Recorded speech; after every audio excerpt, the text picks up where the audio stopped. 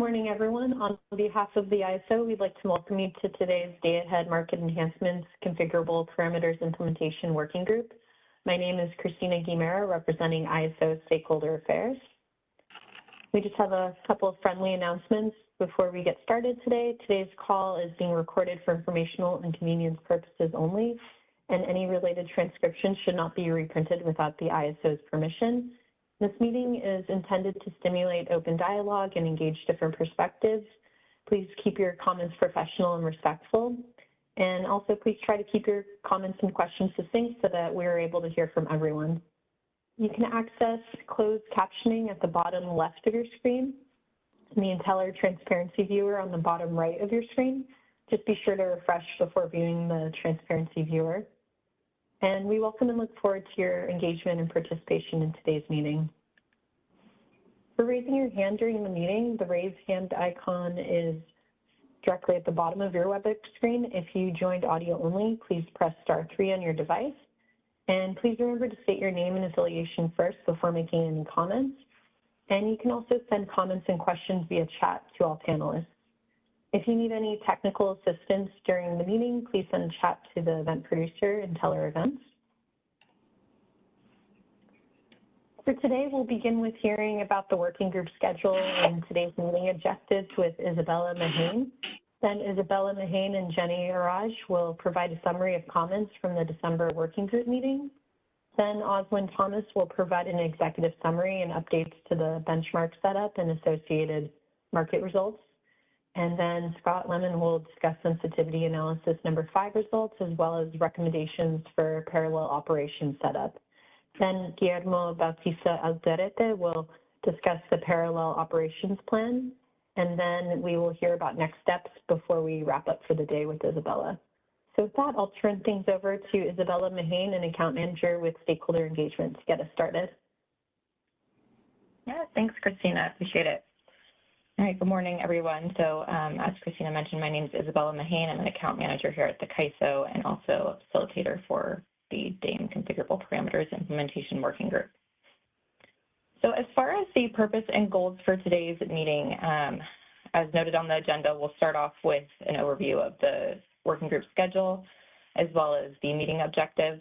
Then we have a couple slides that go over the summary of stakeholder feedback received to date for the December 18th working group session. And then we'll get into discussion on the analysis for the configurable parameters. So we have some updates to the benchmark setup and associated results, and then as well as our sensitivity analysis number 5 results, which will focus on the default availability bids for IR and RC. And then lastly, we have some recommendations for parallel operation setup, and we will discuss the parallel operations plan as well. So if we can go to the next slide.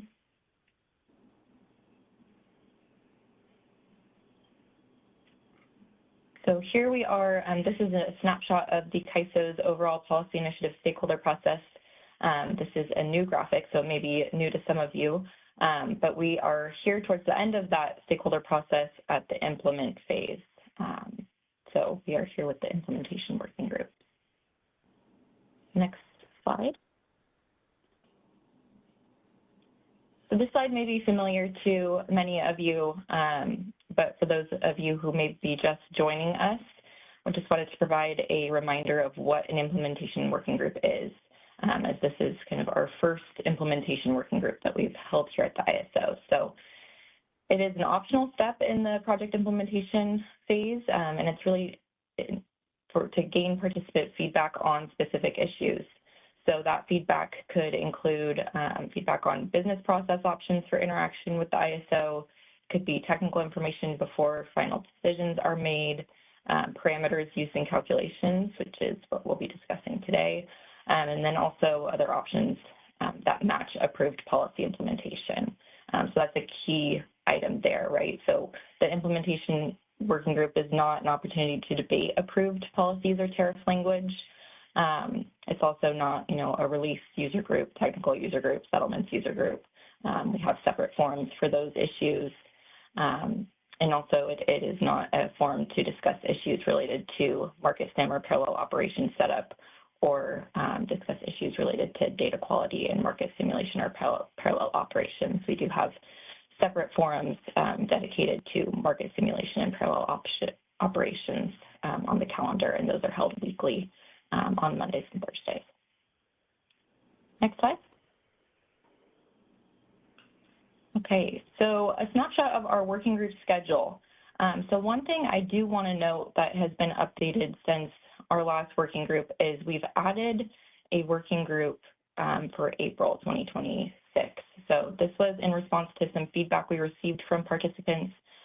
Parallel operations has also been extended through April 30th, so it did give us the opportunity to include one more additional working group session in April. So once we have a tentative date for that meeting, we will be sure to update the initiative page and get that on the calendar for you all. And then a couple of reminders is that although this effort is happening in concurrent to market simulation and parallel operations, it is independent. Both market simulation and parallel operations are not dependent on the outcomes of the working group effort, although the working group does leverage the market sim and parallel operations effort to set up the scenarios that we'll be discussing for analysis and tuning of the parameters. Can we go to the next slide? All right, some engagement objectives for the working group today. So we'll be reviewing and assessing results of the analysis scenarios.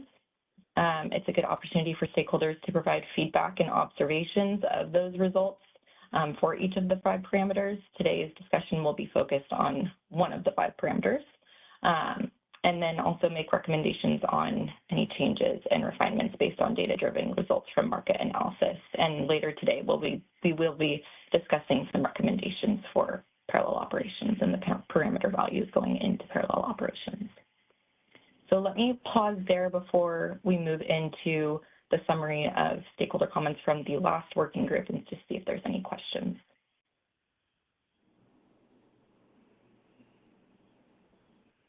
I'm not seeing any hands raised at this moment, Isabella.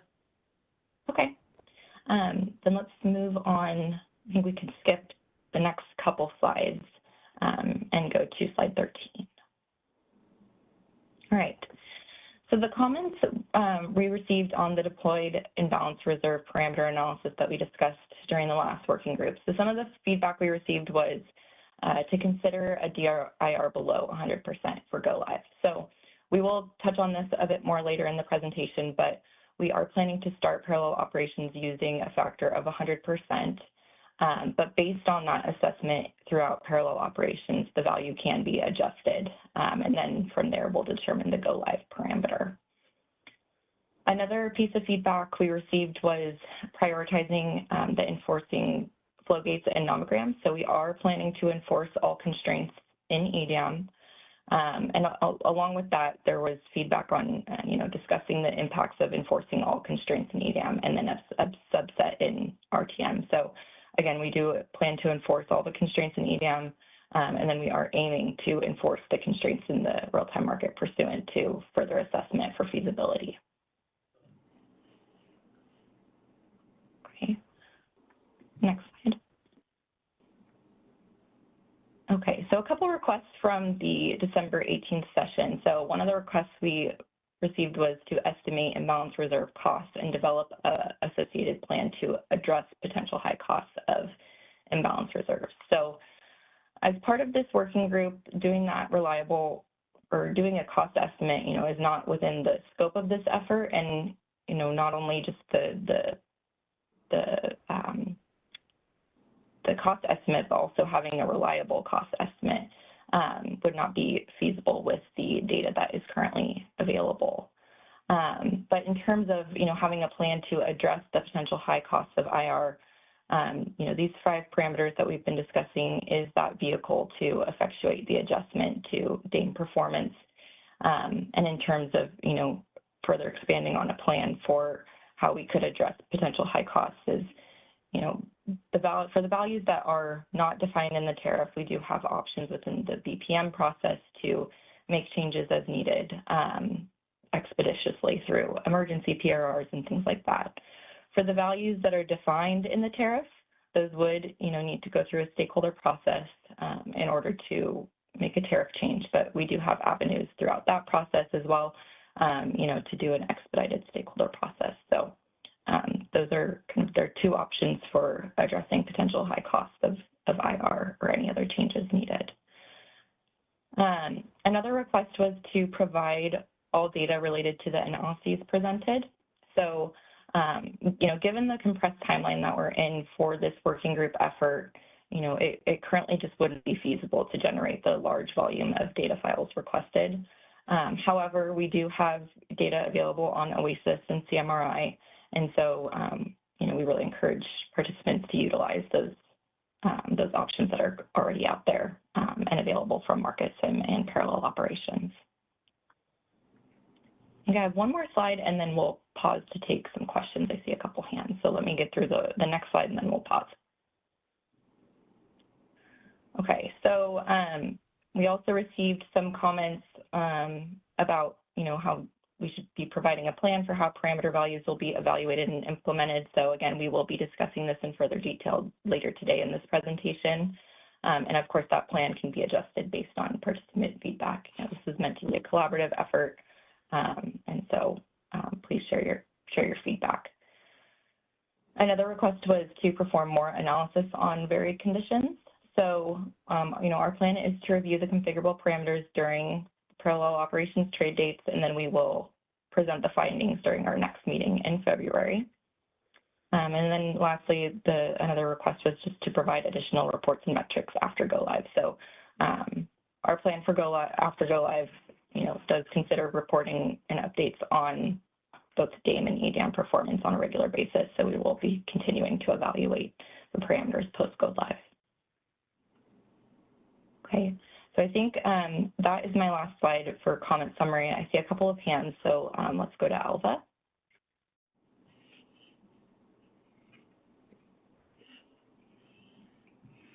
Unmuted here. Oh, we can hear you. Hey, Alva. You can hear me? Great, great. Thank you. Thank you, Isabella. On slide 14, I think there's sort of an intermediate. I don't expect, obviously, and I don't know if we put this comment in about getting all data related to the analyses, but certainly getting all the input data is unrealistic, and we wouldn't necessarily even know how to use it. But I do think that it should be possible for you to provide more numbers which support the visuals and claims that you make in the slides. As an example, when you're looking at the you discussed having run with a variety of multiplication factors on the storage constraint, and it would seem to me that providing the data that supports the graphs and the cases and similarly for the cases that you mentioned in the slides would be a reasonable requirement, so that people can just check that the numbers actually do work as the graphs are indicating. I don't think requesting the entire input data is reasonable, but I do think it's reasonable to ask for the data that supports visuals that you present in this kind of setting. Thank you. Yeah, thank you, Alva. I have a follow-up on that. And let's just take a very simplistic example, right? If we are showing a plot with a trend of prices and the prices go from, I don't know, about $40 to $50 to $60, what additional analysis or need is for providing specifically all the underlying data for that plot? Yeah, just the data. I mean, essentially, there's a report, a table underlying that plot, which we can then look at more carefully, and we can understand. It's just like with any statistical presentation, you want to just be able to verify that the numbers mean the same thing to you that they do to the person who's presenting them. And how does it make a difference to have a visual versus a number in a table? Because we can then validate what you're making claims based on the visuals. I'm just giving my opinion. If you don't, I can see how you might, if you resist saying you don't want to do that, that's fine. But I don't think the rationale is the same as the comment about the large volume of data files. We're not talking about a large volume of data in that case. We're talking about that for whatever reason you might not want to provide that data. So that was the source of my comment. In general, I like to see numbers supporting graphs. That's just my preference. So that's all I'm expressing. Yeah, and let me expand on that. Alba, it's not that we are resisting to provide data, it's the trade-off to provide that data. You are right, you may be interested in one specific plot. Somebody else may be interested in another plot. So very soon, we will have to release every single underlying data element. And that on its own is an administrative burden that we cannot afford at this stage when we have this compressed time. What we are doing here is nothing different to what we have in any other publication that the CAISO reports for any other thing that is out there regarding the market performance. So we are not deviating or we are not hiding information if that is the implication that is thrown in there. And I have a challenge to understand when somebody says, I see a plot, but there is a trend of prices. I want to validate that the price behind is reflecting what is in the plot. I take that claim of not showing what is actually the data very seriously because it goes into the integrity of what we are doing. And if there is additional value, that's not a fair comment, Guillermo, and that's not my intent. I think this is more just like setting and I agree that, in general, the market, there's so much data in the market reporting that you do, and you do a lot of great stuff in the MPP forum. I mean, my preference is to see that data. You have access to it because you used it to create the plots, and I just prefer to see it. In the particular case of the percentages, because we only saw the two extreme cases, I was thinking it might be possible to provide the same data for the other cases you discussed on the slide. And all I'm talking about is what you're actually saying on the slides. Not. I mean, that's kind of a typical ask. I'm not trying to provoke you, so therefore, if it is provoking you, I'll drop the topic for now. So it was just a request. Thank you, Guillermo. Thank you, Alba. Thanks, Alba. Okay, can we go to the next hand?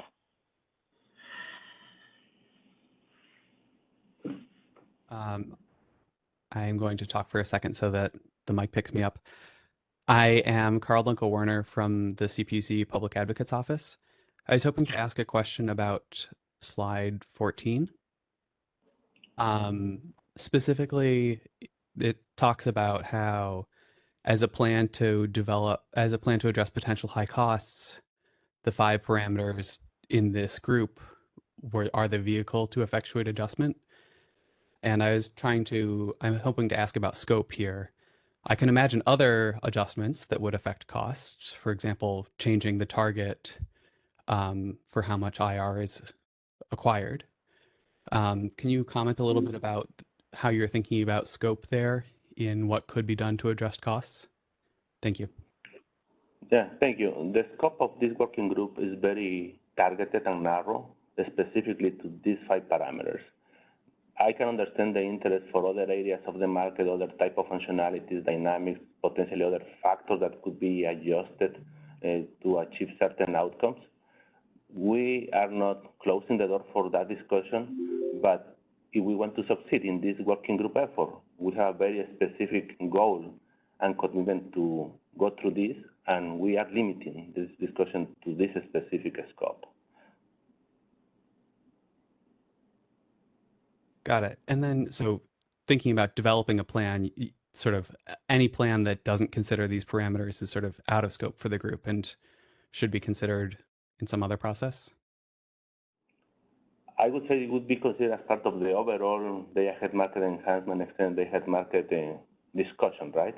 And if there is any appetite for having another type of discussion that is beyond the scope of this initiative, I would like to hear those clearly rather than the abstract, what people may be thinking about, and we maybe consider how we can potentially have a separate forum to discuss any other items that may not fall into this narrow scope. Got it. Thank you. I appreciate it. You're welcome. Okay, let's go to Alan.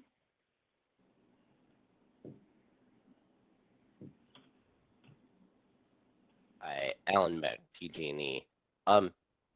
Am I understanding slide 14 correctly to say that you are no longer planning to develop an estimate of the cost of imbalanced reserves? we have never committed to have an estimate of the cost of imbalance reserves, Alan.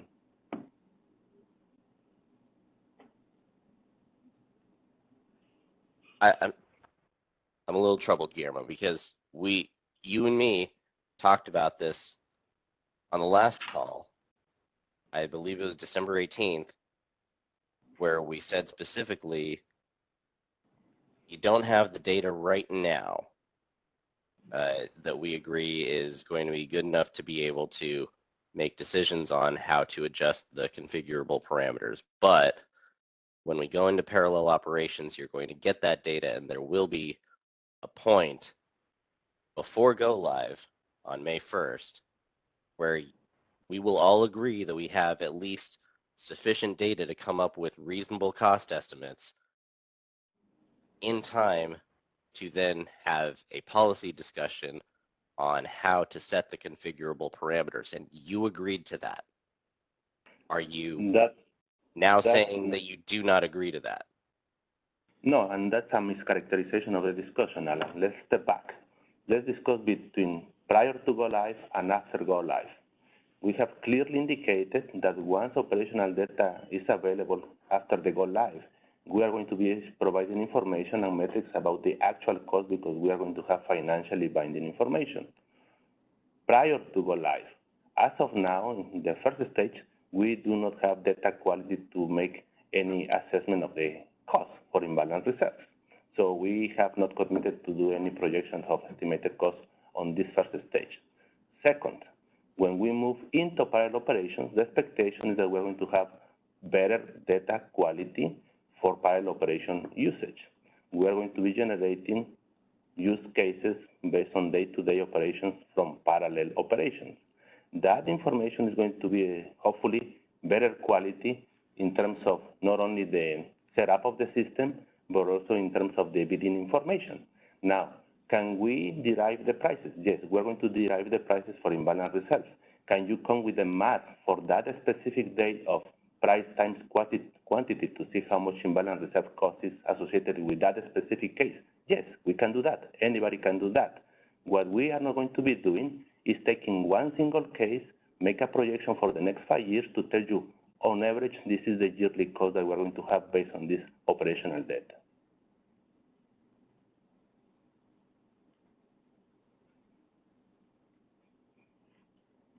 Okay, so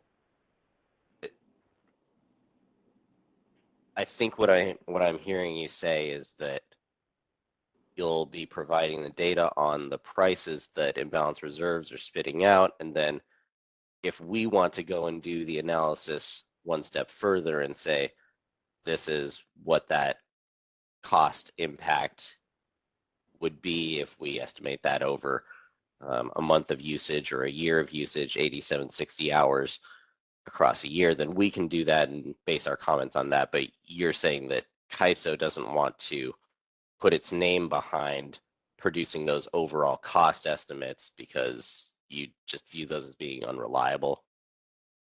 Yeah, it's not technically sound to take 1 point to make a trend. Okay, I think that's fair. As long as we're going to get that data and we can, and we'll be able to do that analysis prior to go live. Yeah, that information, Alan, is going to be readily available through the system that we are enabling in parallel operations. OASIS, CMRI, people can access the information because we're going to be relying on these specific cases for any further analysis. And that is part of the plan that we're going to be discussing later today. We are not going to come with a mock-up data or safe cases. We're going to take at face value the information that is in parallel operations. And therefore, what you are going to see on OASIS is going to be the same information we're going to be using for benchmark. Okay. All right, thank you. You're welcome. Okay, we'll take the next question.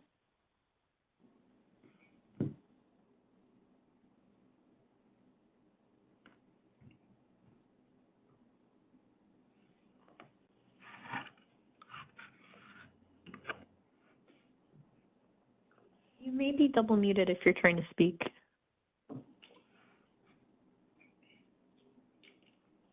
Okay. I didn't hear my name, so this is Jonathan Rumble. Can you hear me now?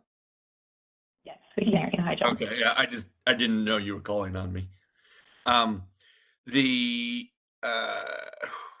the tone's a little sharp this morning. I don't think we really want a sharp toned meeting. I think we want to have a collaborative meeting, but I do want to follow up with Alva's question about data and the availability of data, and I just want to provide sort of a just a quick example. On page 22 of this presentation, there are three charts about the benchmark bid stack and physical megawatts, virtual megawatts by trade hour, and demand by trade hour. I don't want to speak for Alva, but what would be this is a visual and it's a stacked chart.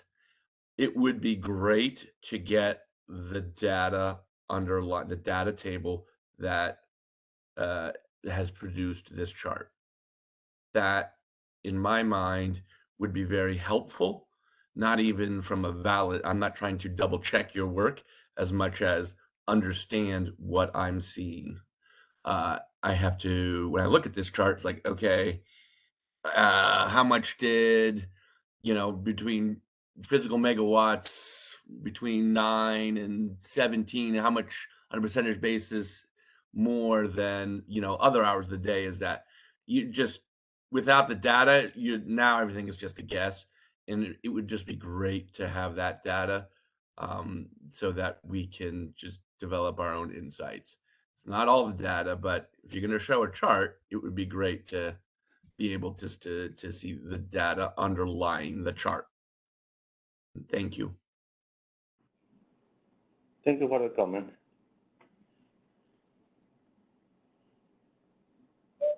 Next in the queue, we have Jordan Miner. Go ahead, Jordan. Can you hear me? Yes. Okay, so just to clarify a couple points and discuss them with other people. ISO will publish data tied to parallel ops, and then participants can do cost analysis themselves. Correct. Sorry, we couldn't grasp the question. There is some noise in the background. Can you repeat? So just to clarify, ISO will provide data in Oasis, but then participants can do cost analysis themselves. Well, Oasis has prices and is going to have the requirements of the imbalance reserves. That is the underlying elements for any cost calculation that you want to do, because it's basically price quantity.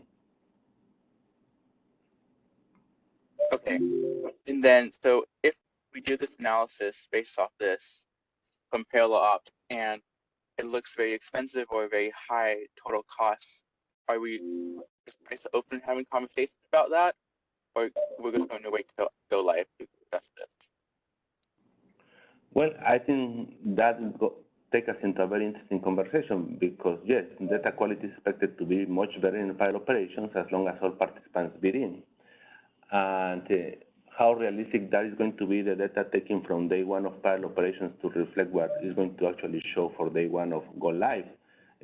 You can make your best judgment how much of a gap that could exist to reflect effectively the binding information that eventually is going to be in the market. The second piece is that I would like to caution the audience in this conversation and to see if the parameters objective is indeed to mitigate for cost, because that will take us very quickly into a discussion of what is a reasonable cost, where do you put the threshold, and how do you leverage on these parameters with the objective of mitigating cost. This, again, is not the objective of setting these parameters. The objective of this effort for setting up the parameters to ensure a well-functioning day-ahead market enhancement. And yes, there are consequences in the cost. We are aware and we are very vigilant about the cost, because in the end, it's a key component in the picture. but let's make sure that we don't lose focus on what the objective of this effort is.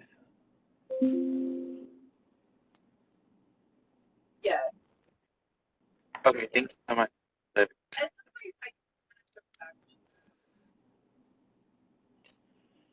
Thanks, Jordan.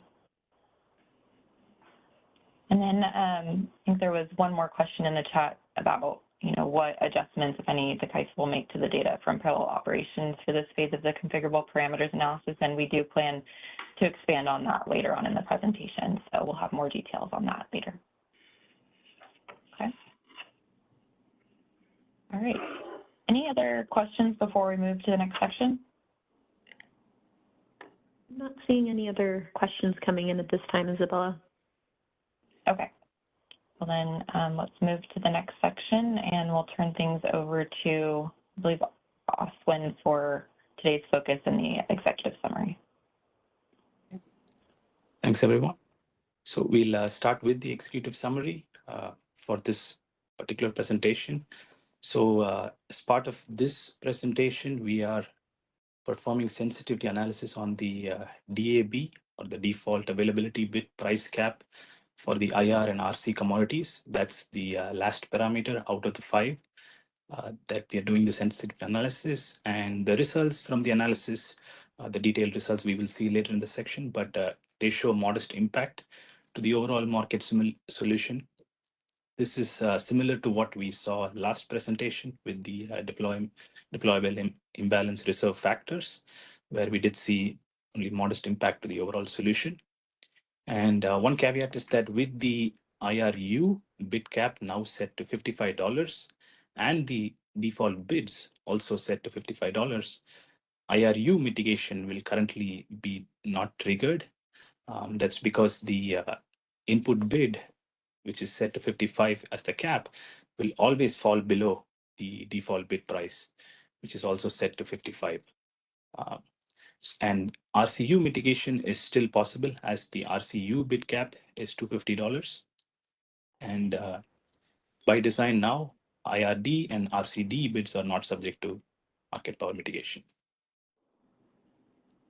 And the analysis will show that the number of mitigated bids increase as default availability bids are reduced. So this is again in line with what we see in the second point, where as you bring the default bids lower and lower, there can be some IRU bids that now go beyond the default availability bids. And if they are deemed non-competitive, they will be brought down to the default availability bid price. So the analysis, the expectation is that the mitigated bids should increase in volume as you lower the DAB bid price. And we see that in some of the reruns. And I think this is the first time we are going to see results from RUC. So we will spend some time in the benchmark section talking about the RUC commodity products that are introduced as part of DAMI. We'll go to the next slide, Christine. Okay. And for the benchmark scenario, this is the same benchmark scenario that we've been building up over the last 4 presentations. This is from a trade date early in October.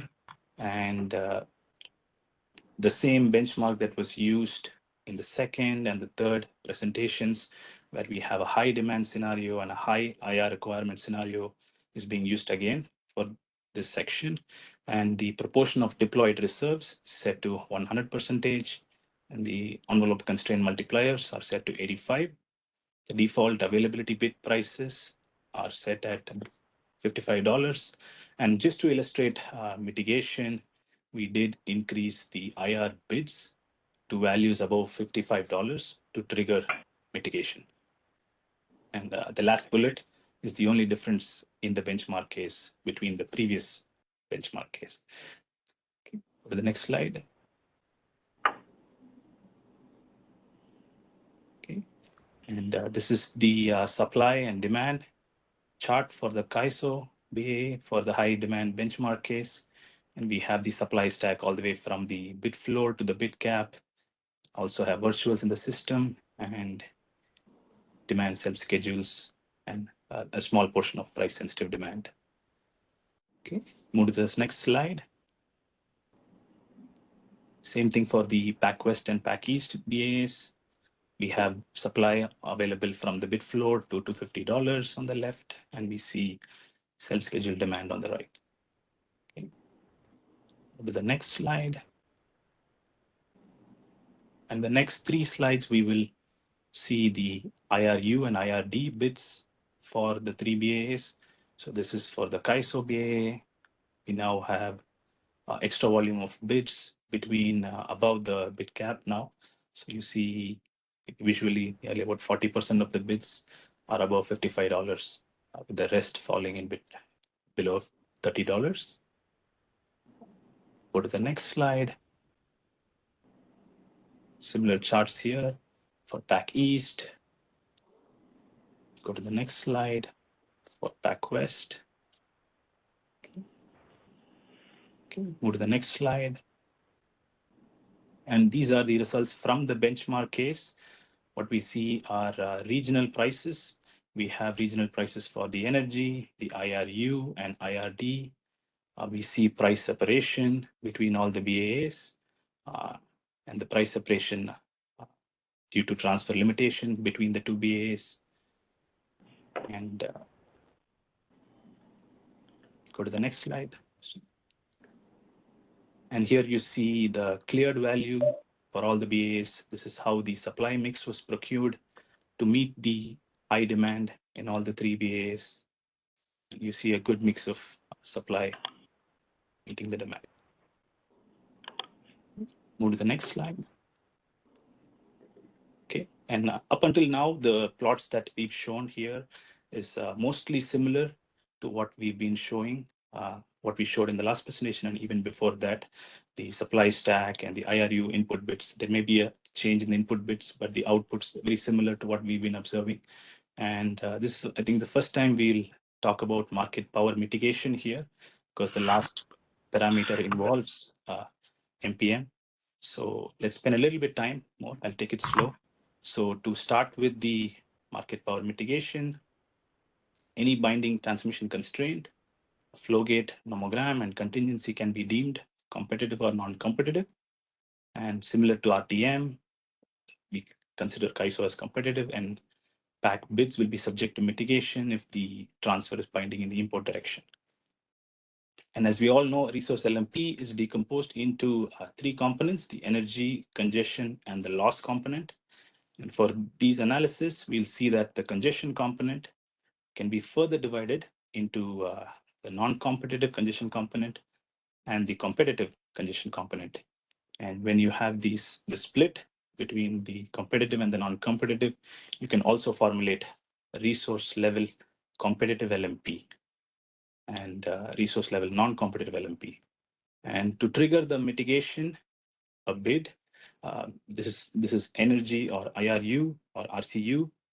A bid will be mitigated if the bid price is maximum of either the resource competitive LMP.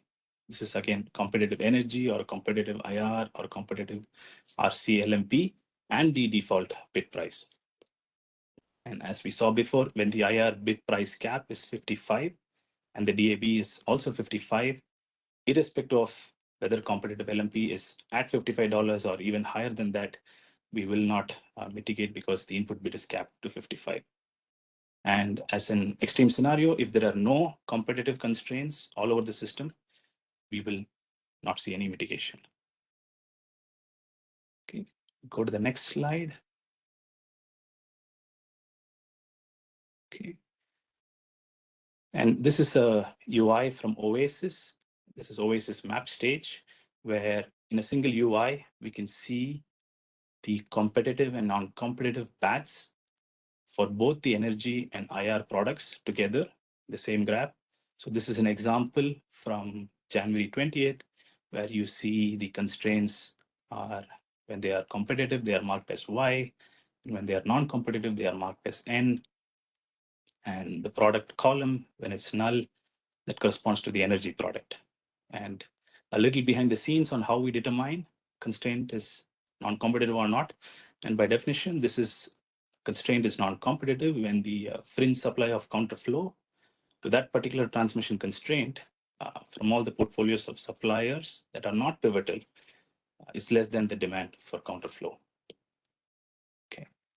And for resource-specific mitigated bid information, we can refer to CMRI. Okay. Go to the next slide. Okay, or maybe Christina, I'll pause here for a bit, take questions from Dan and Steve before we go into the math of the DCPA process. Yeah, first in the queue, we have Dan Williams. Go ahead, Dan.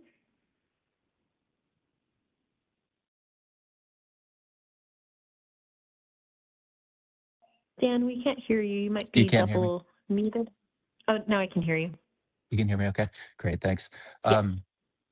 This is Dan Williams from the Energy Authority, and first just wanted to follow up really quickly on the comments we submitted, just because there was some discussion of that earlier, just to say that we are looking at this from an extremely practical perspective. Just and the comments that we submitted suggesting that CAISO look at ways to sort of ease the new products into the market, maybe by lowering requirements or making some aggregation assumptions within it, that maybe there would be a way to minimize their impact initially and then titrate up the impact as the EDAM sort of stabilizes after the first few months of operations. And that wasn't meant to be critical of the DAME products or to say that we were trying to relitigate their presence, but just kind of from a very practical perspective, if there are challenges in getting these into the market, it would be best to have them be minimally impacted to start. But my questions for just kind of on this section are on understanding what slide 23 and 27 are telling us. And on 23, should we take the sort of the gray parts there in the PAC West and PAC East resource stacks as being the expected self-schedule amounts, or are those just resources that would be expected to bid in that sort of low range? I'll comment on the graphs, Dan, and pass it over to Guillermo. So the gray part on the PAC East, for example, are all the bids, supply bids between $0 and $50. Are those, I can see that now. Sorry, I was working on my phone screen, and so I'd unfortunately have worse eyes than I thought. So taking that over to then slide 27, when we're looking at the price separation there, do you know if the model was run with the Mona intertie being a transfer between PAC East and CAISO, or if this was sort of run back when we were only looking at the relatively small connection between PAC West and CAISO up at Cragview? This was a case from early October, and I think it was Malin and Craig. I have to get back, but I do not think Mona was considered. That would be good to know. I mean, we're probably hear more tomorrow as we have the Q&A on the intertie stuff, but it would seem that these results would be very sensitive to the transfer capacity that's assumed there. And if we do have a better look at the transfer capacity available on the Mona intertie, then it would be good to see how much that helps kind of converge prices between the CAISO area and the two Pacific Core areas. But that is quite a large price separation, and does, I know this is just kind of one snapshot, but it is a little concerning.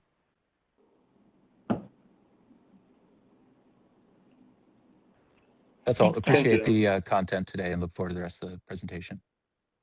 Yes, thank you, Dan, for the comments. And yes, I believe this is the case where we have limited transfers available between PAC and CAISO balancing areas. And I think that is the information that we specifically described in one of the previous sessions about the dynamics of the transfers.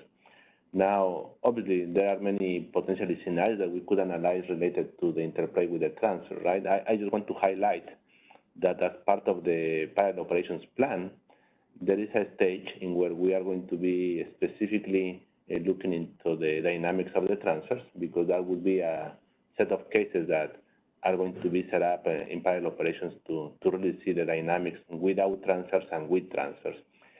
I don't have the specifics whether there is going to be something specific for MONA, but in general, we expect to have the scenarios where transfers are going to be available to economically move generation between areas.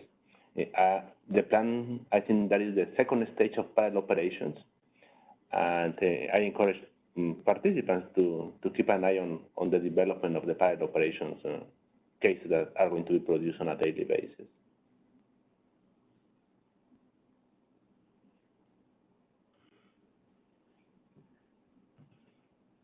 Could we unmute Dan if you had a response to that, please?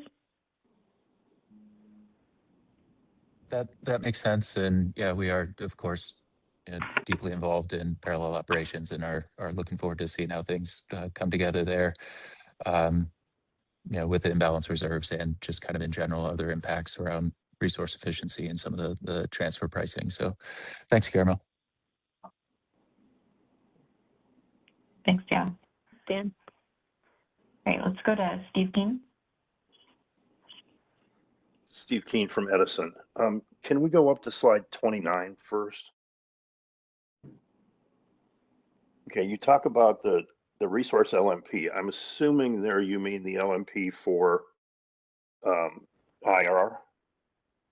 And the question I have is, first, I'm not sure I understand the competitive and non-competitive piece, but the other thing is for the energy pieces, I know for energy itself, there are different marginal costs of energies in the different BAAs. Is that the way that you're doing the IR products? Do they have a different, essentially, cost of energy as part of that LMP? Yes, that's correct, Steve. I have specific examples with numeric examples. I think 3 or 4 slides. I think that will be helpful. Okay. All right. Yeah. And what I was trying to get at here is how, the answer you gave to some of the price separation stuff there was something that I'd noticed in some of the earlier results, which is that there didn't seem to be a whole lot of transfer capability between the various BAAs. If that happens, I guess what I'm trying to get at is how is it treating congestion between the BAAs versus within the BAAs? That's one of the things I have a hard time understanding how that's going to work in the energy piece, but in this IR piece, I'm also having a hard time understanding how exactly we're going to be able to, decompose the LMP into the congestion caused within a BAA and the congestion caused between the BAAs. Steve, there is a lot of formulation posted out there as part of the implementation effort that was specifically into the price formation. Now, as we all know, we have the price decomposition of the LMPs, and for the imbalance reserves that have the system component, the marginal congestion, and the marginal losses component. Now, there will be a change, and we have elaborated that in the first 2 sessions, and we spent a lot of time in the first session of this working group going into the explanation of the price separation once you have transfers. To your point and question related to treatment or formation of prices based on internal versus inter-BA congestion, the internal flow-based congestion that is optimized in the market, regardless of the area where it is located, is going to be reflected in all the locations where they have any effectiveness to manage that congestion on that specific constraint. There could be cases where some resources within the CAISO balancing area are going to have an effectiveness to manage congestion on a constraint in the CAISO area. But there could be also cases that some resources, certain locations in any other balancing area, like Pacific, are going to have an effectiveness to manage congestion on that CAISO constraint. And therefore, the price formation of the congestion component for any given location is going to have the components of all the transmission constraints in which that location is effective to do congestion management. That is not different to what we already have in the real time or even in the day-ahead market for the CAISO system. Regarding the transfers, that is not a new concept. That concept already exists in the real time. And basically, the transfer can be seen as a type of schedule-based limitation, how much transfers can be moved between balancing areas. Anytime a transfer is exhausted and the limit is reached and it is binding, and that means there is a price associated with that scarce capacity on that transfer capability, there will be a resulting price. That price is simply signaling the inherent price separation between these two balancing areas. And therefore, there will be a congestion effect on the price. Prior to the extended day-ahead market, and as of now in the real time, that component is part of the marginal congestion component. Moving forward with the EDAM, there is a reformulation of the process, and what you're going to see as the marginal energy component for each balancing area, the congestion component of the transfer is embedded in that MEC. The remaining congestion related to any transmission constraint continues to be reflected in the marginal congestion component of the LMP.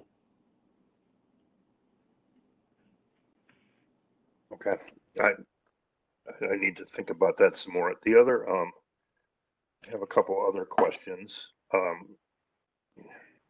One is the idea of putting prices in over $55.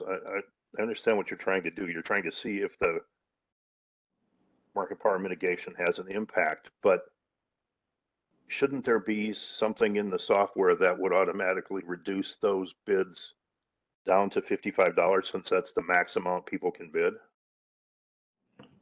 Yeah, and that is the bid cap, and that is the reason we increase the bid cap. Yeah, but then if you put bids in at over $55, it before the market runs, they should automatically be reduced, right? That is the reason we are making the changes directly into the market application, not in the cyber system. Okay, all right, that explains that, thank you. And then the one other question, can we go to page 30, please? Okay, I'm just, if I'm reading this correctly, that it means that you're showing market power is sometimes indicated in various, in the different products differently, which I guess makes sense, but it, I have to think about what that means. It would seem to me that given the relationship between the various products, if there's market power in one of them, if there's local market power or market power in one of the products, it would seem likely that there may be in the others as well. And I'm not seeing that in this example here. Well, let me put it this generally, Stephen. I would suggest that we move on because we are trying to get ahead of the whole discussion. I think it would be more effective if we go through the material and then come back to the questions. But let me put it this way. The triggering of market power mitigation is predicated on the constraints, whether the constraints are congested, and then doing the assessment if that constraint is competitive. There will be cases where not necessarily you may have a constraint congested for energy, and therefore you should expect that it should be congested for imbalance reserve up or imbalance reserve down, because these new products are going to either provide prevailing flows to the energy or counterflow to the prevailing flow. So you may end up in any scenario. It is not predicated that as long as you have congestion in one area, and there should be congestion in the other products, just because of the nature of where these products are located. At the end of the day, congestion is very localized, and it matters where the product is being cleared. Okay. And let me just, the one thing I'm hearing in there that I want to make sure I understand is that the congestion, the looking for congestion is essentially a separate thing. Like you said, energy can carry over into the IR, for example, but congestion in IR may not actually cause congestion in energy.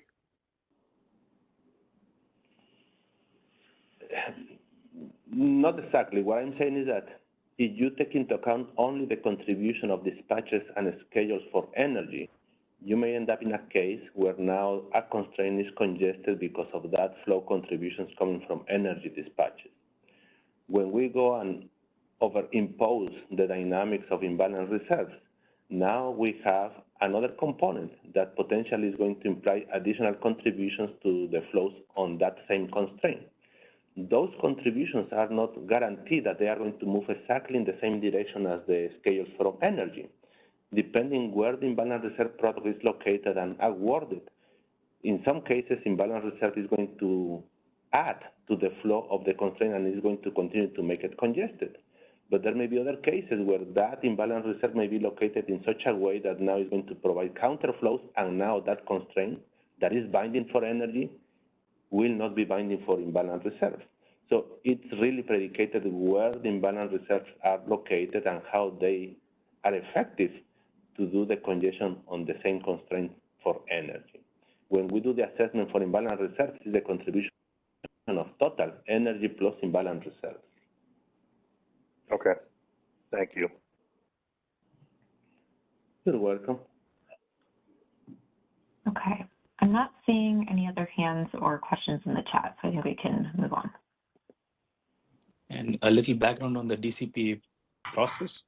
So what we currently have is the energy, where we, for the counterflow calculations, we take the negative of shift factor and the EN award.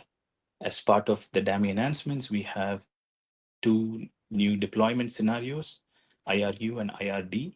For the IRU scenario, we added to the energy award, and for the IRD, we subtract it from the energy award, then do the counterflow calculations. So in a sense, we will do DCPA calculations for 3 different scenarios. And in each scenario, you can assess whether a constraint is competitive or not. And again, formulating the energy LMP, the congestion component of the energy LMP will include DCPA paths from energy as well as the 2 deployment scenarios. However, the congestion components of the IR LMPs will only be impacted by that particular deployment scenarios. We will go into the details in the next 6 slides where we have numerical examples. Next slide, Christina. Okay, and the first 2 slides we'll focus on energy, and then IRU, and then IRD. In all these 6 slides, we will take a look at the same 2 congestion. One is competitive and one is non-competitive. So the first one is the Midway Vincent, which is competitive for energy and IRD with shadow prices listed here.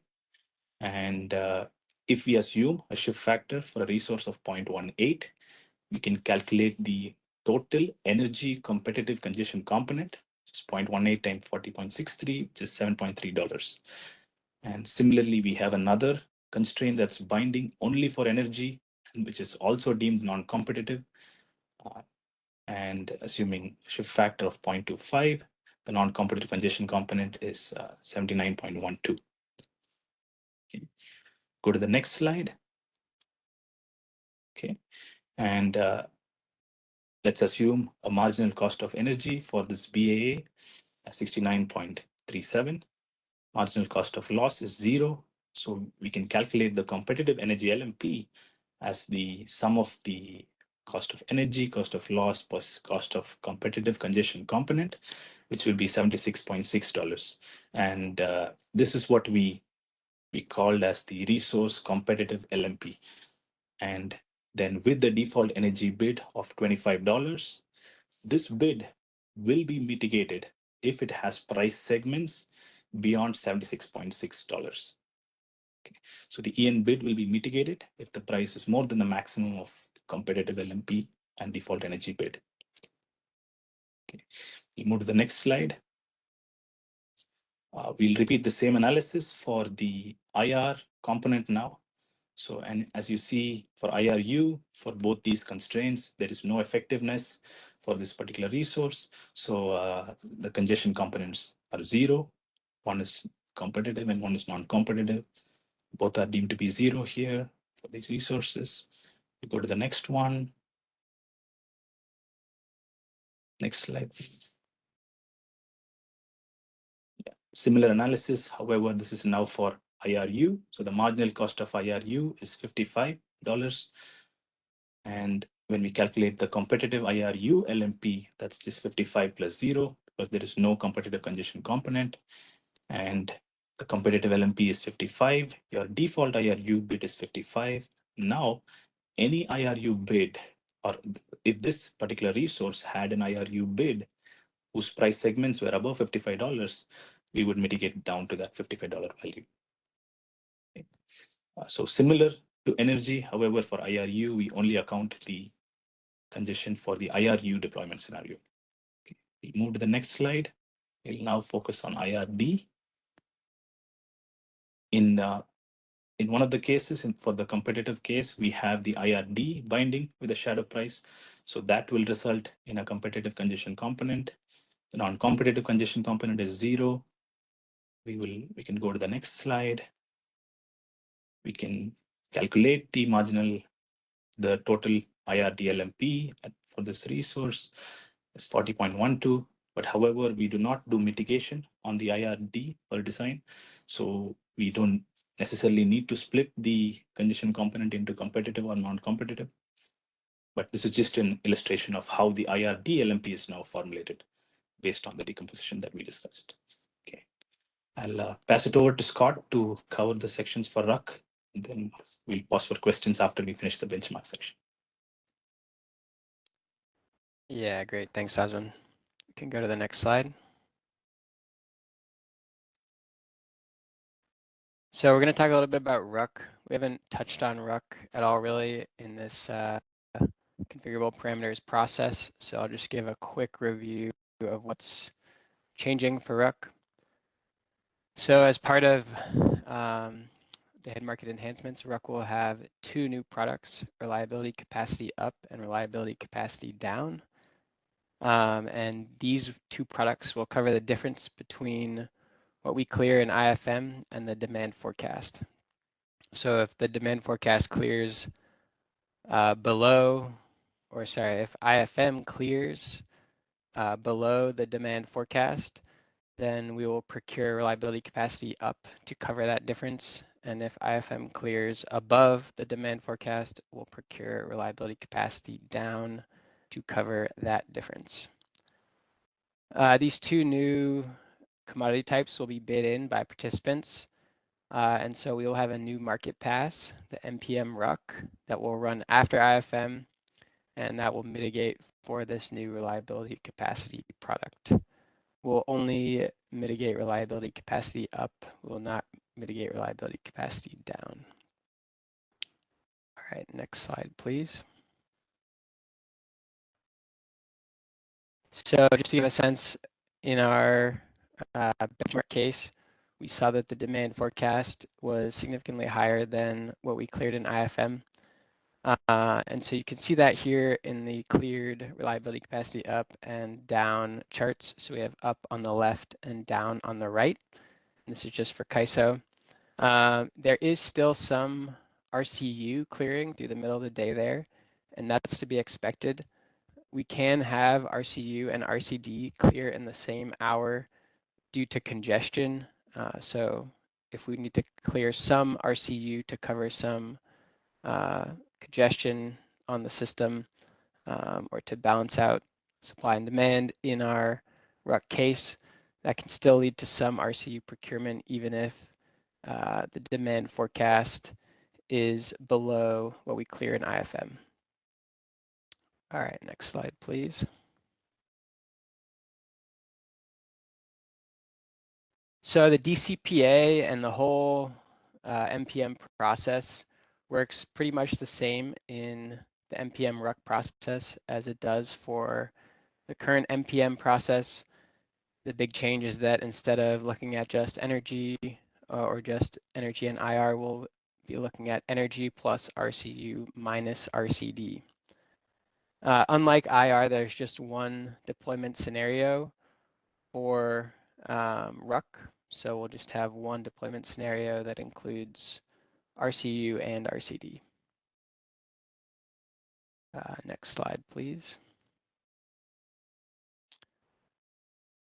So here was just one example constraint from our RUC benchmark where we saw this Tesla flow gate.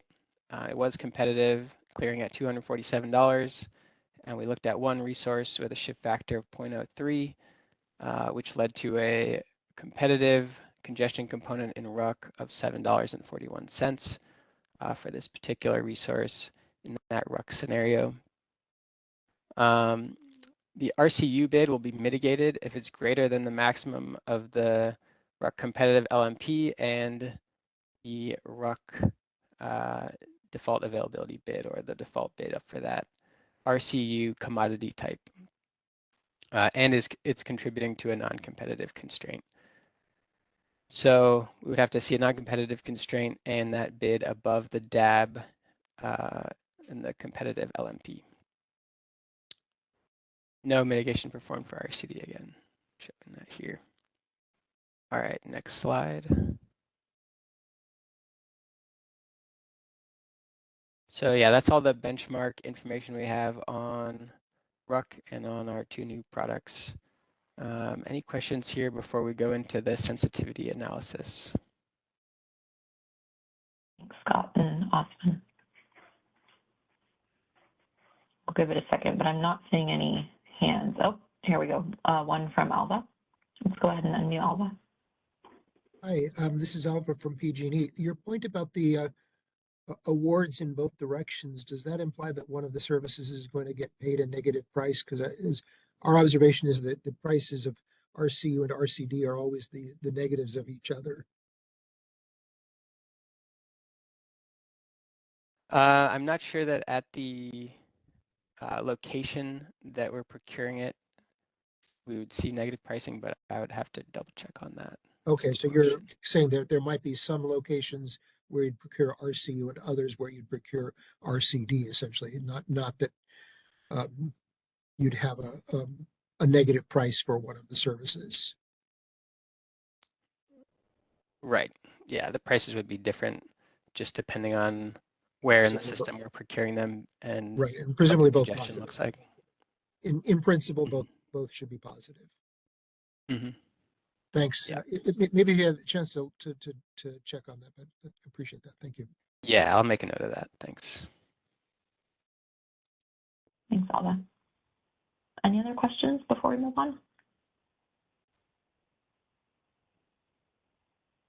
Okay, not any others. Thanks, Christina. Great. Okay, next slide, please. Next slide, please.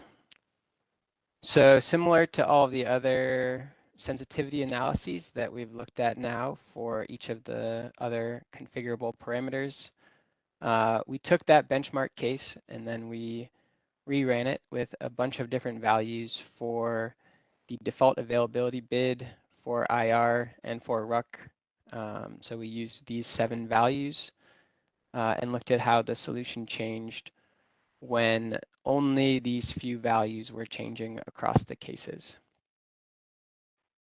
Just a reminder that the DAB is currently set in the tariff at $55 for both IR and for reliability capacity. So it would be challenging and time-consuming process to change that. Next slide, please.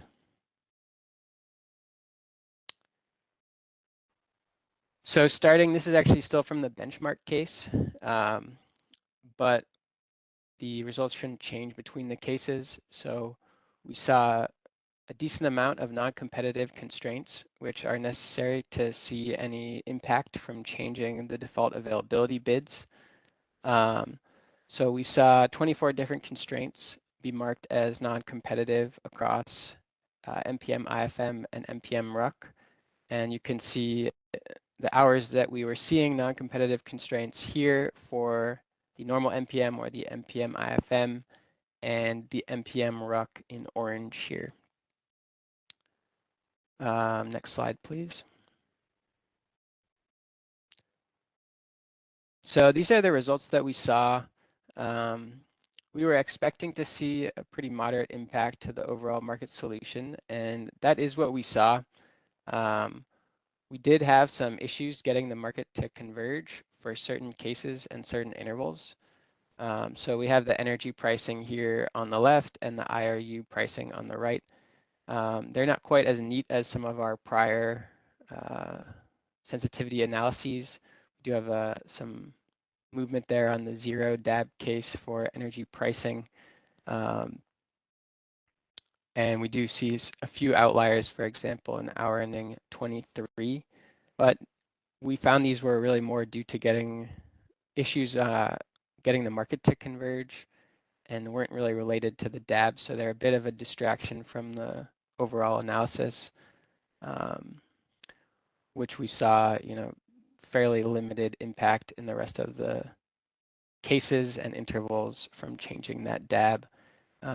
And in a lot of these hours, we actually don't even see any bids get mitigated, which reinforces the point that these fluctuations that we're seeing were more on the market convergence side and less on the actual parameter side. Next slide, please. So these two charts show the number of mitigated bids for CAISO across all of the different DAB sensitivity analysis runs. The results of the reruns, they were a bit mixed as well, as I mentioned before, with our challenges with the market environment and getting good convergence on the solutions. But we did see bids getting mitigated for IRU and for RCU. We expected the number of mitigated bids to increase as the DAB decreases. So as you lower the default availability bid,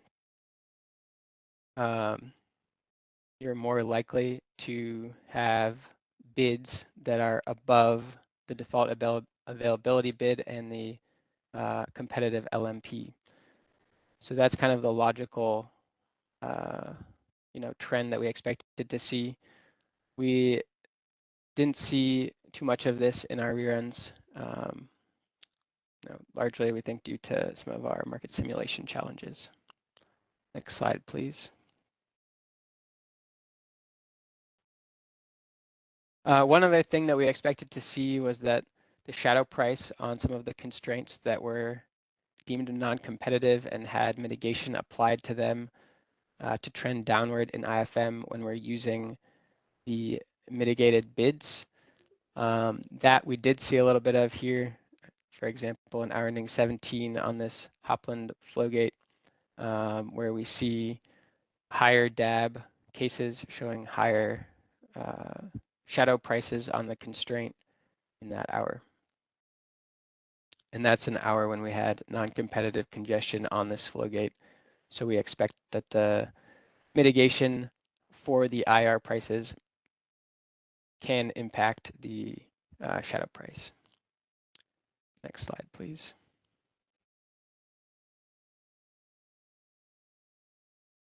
Any questions or comments from that piece of the analysis? It looks like we have a question from Callie Wells and Kathleen Colbert. So let's go to Callie first. WPTF, can you hear me okay? Yep. Yes, we can hear you. Okay, great. Just a quick question. You mentioned that as you guys decrease the default availability bids, in some cases you actually didn't see mitigation increase. And was that the only parameter you were changing? Because I completely agree with you. I think what you would expect to see is if you're lowering the default availability bid, all else equal, you should see increased number of bids actually being lowered. So I was curious, did I understand that correctly? And if so, can you elaborate a little bit more on why you guys think that might have been the case? Yeah, I think that's right. That's the only parameter we were changing across these runs. Given the nature of the optimization, you can get slightly different outcomes between runs. Just it's not a perfect process, and that's some of what we were seeing there, where the market wasn't converging the same way in all of the different cases, despite only changing that one parameter. Okay, that makes sense. So it's really not apples to apples comparison then. Well, it is apples to apples, but in this case, we just had some trouble in the market environment getting those apples to line up perfectly. Okay, all right, that I appreciate that. Thanks. Thanks, Kelly. Okay, let's go to Kathleen.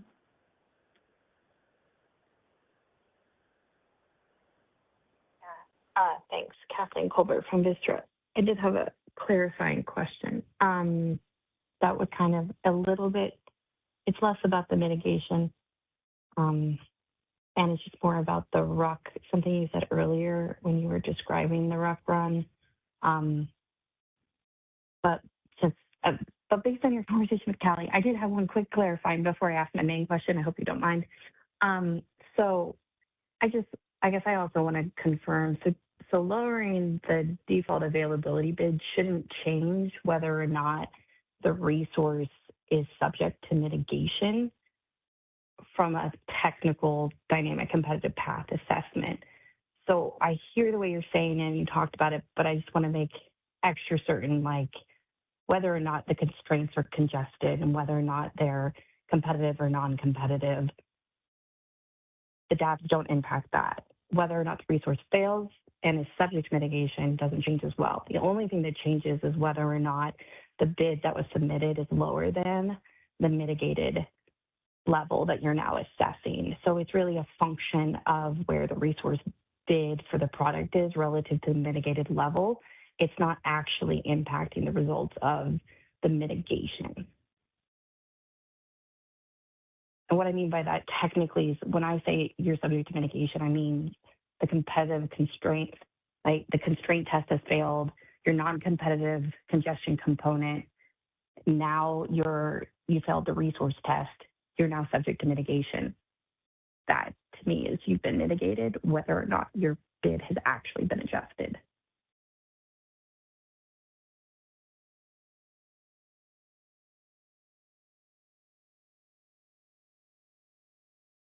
Does that question make sense? I just want to make sure none of the other DCPA inputs changed necessarily.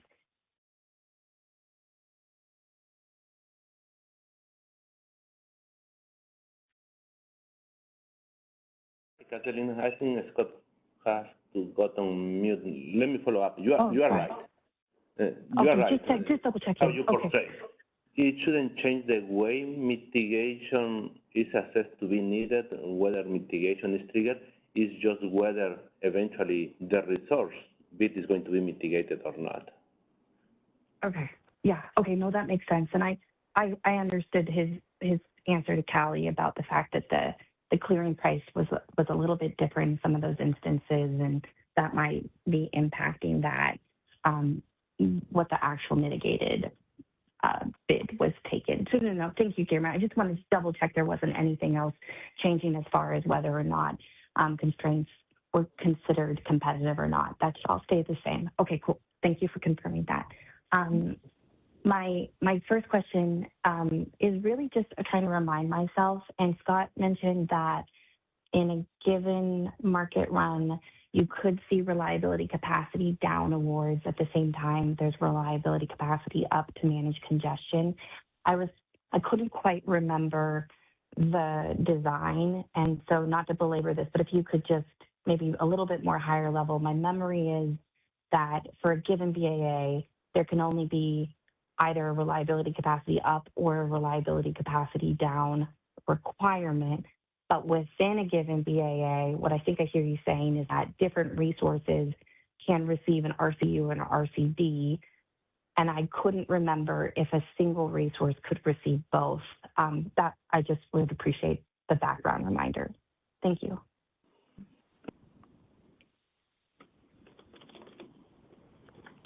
Yeah, that's right. Sorry, I got disconnected there earlier. No worries. Thank you. But yeah, I think you have it right. And then, yeah, when you consider the set of transmission constraints, you can end up needing to procure some of that product that has zero or no requirement in that hour to make that congestion feasible.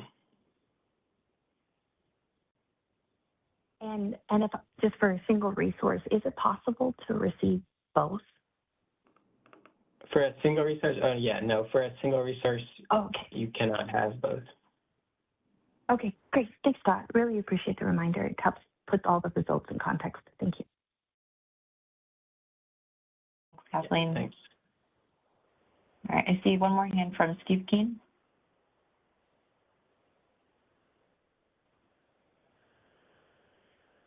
Hi, it's Steve Keen from Edison. Can we go to slide 46, please?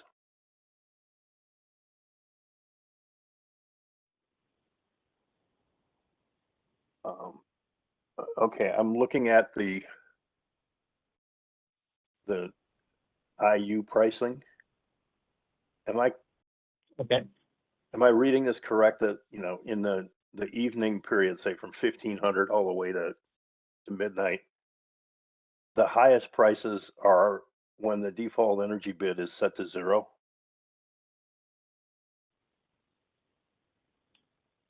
Yes, that is what we have here. We had some issues with that 0 case. If you look at the chart on the left, you'll see that the energy pricing was significantly higher in this one case. So yeah. I think it's more related to market quality and the market solution than the actual DAB price. Yeah, I mean, I actually like the energy pricing piece that one didn't surprise me as much, because I figured what could be happening is when you mitigate a unit to have a 0 imbalance reserve price, then they may get taken for imbalance reserves and not be available to provide energy. So I could see where that would kick up the energy price. But it seems kind of counterintuitive to me that putting in lower prices for imbalance reserves would lead to a higher market price for imbalance reserves. That just doesn't seem to make sense. Yeah. But I mean, obviously there's problems. To us as well. Yeah. Yeah, I think it's more indicative of the overall problem. Yeah, I mean, there's obviously something weird going on with the energy pricing where the $55 one causes the energy price to drop to 0 in what is that, hour 22 or whatever. I mean, yeah, exactly. There's something weird going on there. Okay. All right. I just wanted to make sure I was understanding that correctly. Thank you. Yeah, thanks. And then there was just a question in the chat about slide 39 and the statement on the slide saying the demand forecast was higher than the cleared ISM value in all hours. And Carl, yes, that was a typo. So that should stay lower. Yeah, thanks for that. Okay. All right, I'm not seeing any other hands or items in the chat, so we can move on to the next section. All right, great. So next we'll go over a summary of what we've found in this first stage pre-parallel ops, and then we'll get into what we're recommending for parallel ops plan, at least to start. So next slide, please. So we've now done our sensitivity analyses on all 5 of these parameters, and we've found some interesting things, starting with the battery envelope multiplier. This was probably the one parameter that had the most significant impact to the market outcome. We saw higher multipliers lead to higher overall IR prices and lower battery procurement, which is just what we would expect. There was a lot of stakeholder interest in this parameter as well, especially given that it's only specified in the BPM. So we may have some wiggle room here, and we may support reducing it from our current recommended value of 85%. For the proportion of deployed reserves, or the DIR factor, this we saw a pretty moderate impact to overall congestion pricing. This is another one that's only specified in the BPM, and we've gotten some feedback that folks might like to see it lower than our original recommended value of 100%. So I think that's something we're still considering and would like to see more of in parallel operations. For the set of enforced constraints, these are really going to be determined mainly by computational restrictions and what we can do in a reasonable amount of time. Our current plan is to try to enforce the same constraints that we enforce for energy. So we're going to do that if we can. I think we might start parallel ops with most of them and then see if we can get all of the contingencies enforced as well and see how the market's running with kind of that many constraints in the system. We did have issues when we went live with FRP and we had to roll some of those back. So we're going to see how they go in parallel operations.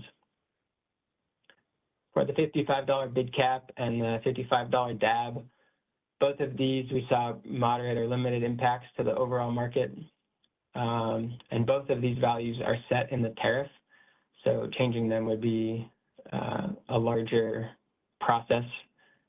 So we're not recommending continued analyses on these two parameters for now. Next slide, please. So we saw some interesting things over the last couple meetings, and we just wanted to go over kind of parameter by parameter some of the dynamics that we saw between parameters and how changing one parameter doesn't always lead to straightforward changes to the others, or talk through some of the dynamics that we've been seeing. So in terms of the transmission constraints, enforcing all the transmission constraints is of course going to lead to better deliverability of actual imbalanced reserve, but it also leads to an increase in IR prices, specifically resource level IR prices.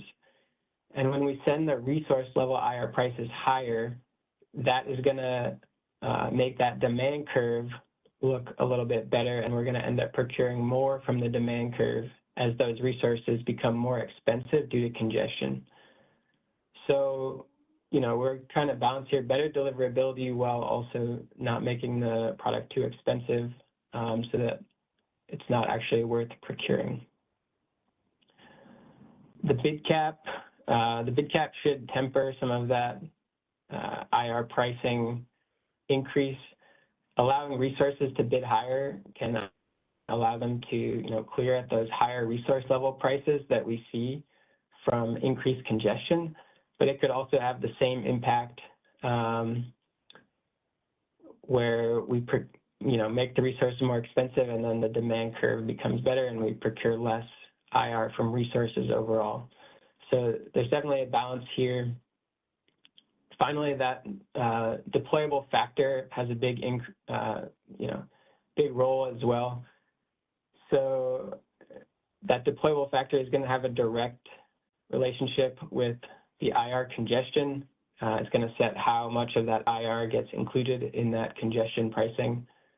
So having a lower deployable factor can offset some of the benefits of enforcing all of those constraints for IR, because we're just not going to be including it in congestion or as much of it in those congestion scenarios. So, we've been looking at these parameters one at a time, but they really do all kind of interact with each other and have some different impacts to the overall market results. Next slide, please.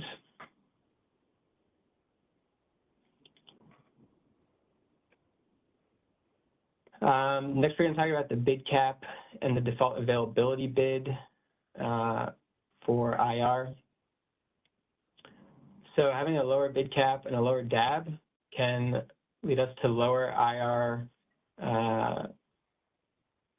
prices just because we have lower bids. And this kind of can help counteract some of what we were talking about earlier, where the demand curve ends up, picking up more and we see less clearing from resources, so we have less overall IR. When the bid cap and the DAB are equal, which they are currently both at 55, the whole market power mitigation process essentially becomes moot because we cannot, we won't be mitigating any bids. If we mitigate bids only that are above their DAB and we don't allow bids to go above their DAB, then we essentially see no market power mitigation on that product. So that's one thing we wanted to point out. Higher DIR factors would theoretically result in an increase in mitigated bids by putting upward pressure on congestion in general. So we expect to see more binding constraints and an increase in overall congestion pricing when we have higher DIR factors. We're including more of the imbalance reserve product in the congestion analysis. We would expect this to increase the overall number of constraints tested for market power because we would have more constraints binding, as well as increase the overall non-competitive LMP components as it just increases congestion in general. So we do expect this to impact energy mitigation, and it could impact imbalance reserve mitigation if that was a concern. It's not really a concern currently because, as I just mentioned, with the DAB and the bid cap equal, we don't expect to see any impact from market power mitigation on the imbalance reserve product. Next slide, please.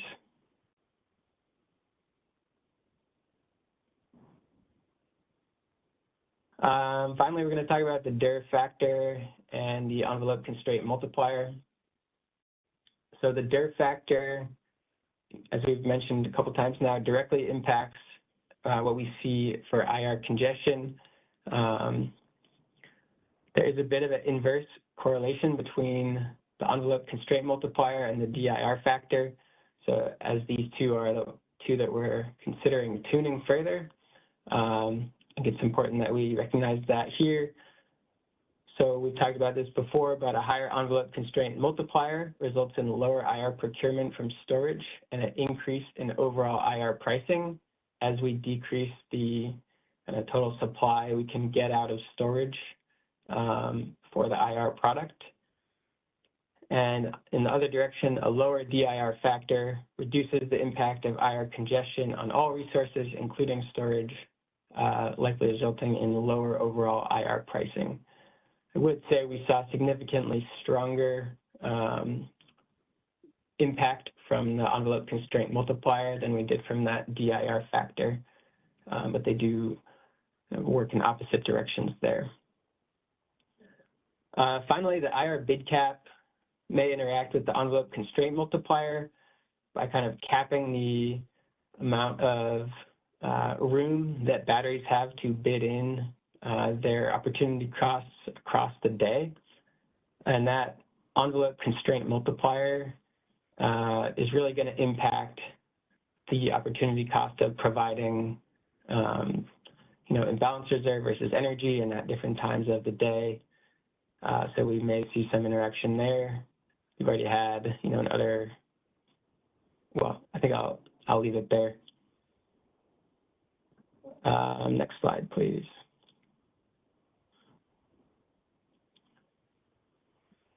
So with all that said, we're going to get into our recommendations for parallel operations for each of these 5 parameters. So for the set of enforced constraints, as you've said before, it's really the running time and the feasibility of the market solution that it's going to ultimately decide what we can enforce. but the goal is to enforce everything that we currently enforce for energy for IR. If this turns out not to be feasible, and like I said, we had some issues with this with FRP, we will leverage the same approach we used for FRP, which is first to enforce the flow gates, then the nomograms, and then try to get the contingencies in last. So for parallel operations, what we're recommending as a first step is to start with flow gates and nomograms, see how the market solution is running, and then try to enforce all of the constraints for energy, or all of the IR constraints the same as we have for energy. Next slide, please.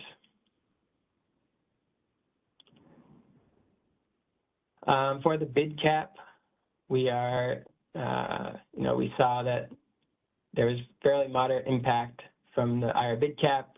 We saw that it's, we talked about earlier, it's already in the tariff at $55. So the parallel operations recommendation is to keep that value at $55 as defined in the tariff. And, just leave it at that. Next slide, please.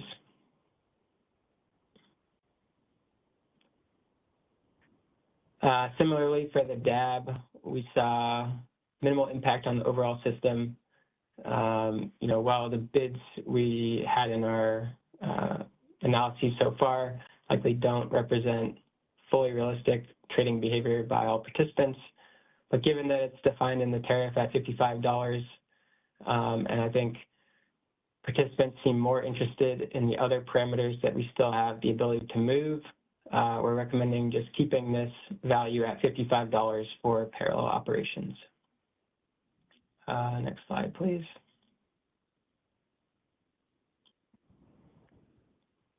For the proportion of deployed reserves, the sensitivity scenarios, they showed pretty moderate impact from these changes to the DIR factor.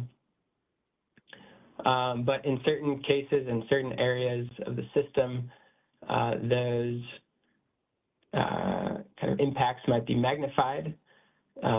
So our recommendation to start parallel operations with 100% DIR factor, and then assess with sensitivity scenarios. So do something similar to what we've been doing so far, but for the actual cases in parallel operations. So instead of us trying to, mimic the bids that we expect to see, we'll take what we have in parallel operations, and we'll run kind of our benchmark case with our 100% value, and then we'll take that same case and we'll rerun it with maybe one or two other values for that DIR factor and see how that solution changes. So we expect to have better data in parallel operations. So we hope that the sensitivity scenarios in parallel operations would be more accurate than what we've done so far. So this is one that we do want to keep assessing with these sensitivity scenarios as we go into parallel operations.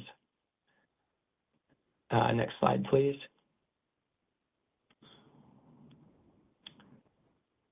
And same thing for the envelope constraint multiplier. So we want to start parallel operations with our recommended 85%. This is one that, again, we saw significant impact and significant interest from market participants on potential changes to this value.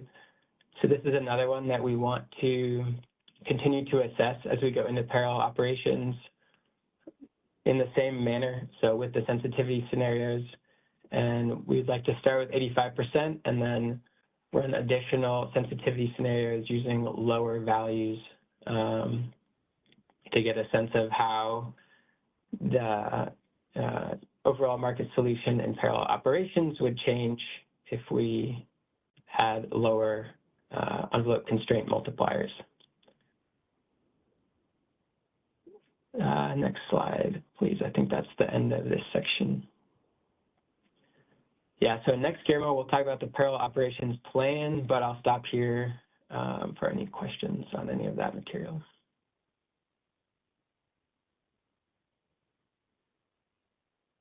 Looks like we do have a hand in the queue, or a couple hands in the queue. Let's go to Kathleen first. Yeah. Great. Thanks, Kathleen from Vistra. I got remuted. I think, can you hear me, Scott? Yeah, we can hear you. Thanks. Okay, great. This may be more a question that I think indicates for you and your team what would be really helpful as far as like analysis or conversations to have as parallel ops unfolds. So hopefully good segue for Guillermo. Moving on to the plan next, but you know, the things that I am, I think, primarily interested in around what you just talked about as the initial setting, I think there's two pieces. One, if I can go back to the constraints, the slide where you were talking about your plan for initially, like which constraints to enforce as far as assessing deliverability. Yep. The thing that I'm hoping to have a better understanding of by the time we're out of parallel ops and kind of getting ready to move into activation is if we're going to be enforcing slightly different sets of constraints, or what I'm trying, if the level of deliverability that we're going to be enforcing in the day ahead market is going to be higher or like stricter or more relaxed than in the real-time market for FlexiRamp. What I want to make sure we all understand is that may mean, like, let's say it's stricter in IFM, right? Just for the sake of my example of what I'm hoping to better understand is if it's stricter in day ahead, I would assume we would be protecting against the risk of awarding imbalance reserves to resources that would be stranded under like a real-time ops perspective. If we then move into real-time and we're now running our real-time market, and now we're looking at kind of firming up that uncertainty within the FlexiRamp awards. If what we're enforcing for FlexiRamp is a little less strict, does that mean that there's basically a reshuffling of the awards to cover uncertainty within a specific, let's say, hopefully it's more zonal, but like within an area that could result in kind of transferring an imbalance reserve award to a resource that's actually undeliverable? That is one thing that I'm really hoping we can try to look into and understand. Does that just make sense? I know we don't know the answer yet, but that's what I'm concerned about, or curious about. Yeah, we definitely hear that concern that constraints could be different between day ahead and real-time market. I think we're still assessing how we would want to deal with that and how we would want to try to sync up day ahead and real time. I think for parallel operations, you know, we want to see if we have the ability to enforce all the constraints that we want to enforce. But then what we end up, I guess there will be some additional discussion or planning that we will need to do to make sure that day ahead and real time are synced in an appropriate manner. If anyone else on the call wants to chime in. Yeah, and I can add on that, Kathleen, thank you for pointing to that very subtle but impactful relationship, and you are right. Sure. I think that is the main reason we are aiming at making sure that what we do between day ahead and real time for imbalance reserves and FRP is consistent and aligned, right, to potentially mitigate for these unintended consequences when you have inconsistency of treatment between the markets. We are very aware of the implications, and we are aiming for minimizing any misalignment. Now, to your point, I do think we have the ability to explore the different level of enforcement that we are going to have for the day ahead. And to your point, in order to see this full circle, the full picture, we would need to see how eventually what clears in the day ahead market transpires into the real time. And that effectively means that we need to have some good reference information of how the real time is performing, right? And that obviously poses a challenge in this stage prior to go live. There may be in the last stage of the parallel operations an opportunity to try to sync the real time to the day ahead, and depending how well that is set up, we may be able to go into that space that you're indicating. But we are fully aware, and I appreciate the awareness that you are bringing to the topic, and we fully align with your concern. Yeah, no, thank you. And I appreciate that both. I'll be super brief. Because I think I've moved on to just trying to think about the stay ahead real time relationship as I'm trying to prepare. And the other one that I fully support where you guys are saying you want to start. It's just hard to intelligently provide feedback, especially I'll say on the 85% for storage deployment, without a sense of in assuming or setting 85% in day ahead for, let's say, the storage deployment one, when we then see the set of awards associated with the imbalanced reserve product, as they transition to real time, whether or not they get, let's say, operationalized at higher than an 85% would be the concern, I would assume. And I honestly don't know the plan, and so I will give you the mic back here, Mo, because I know you're going there. But like, if a part of this analysis plan is going to be looking at whether there's a likelihood that a higher percent would be needed, then that seems too low. But we'd have to look at the day-ahead real-time scenes, and I just wasn't clear yet on the plan for as we moved into activation. So thank you, appreciate it.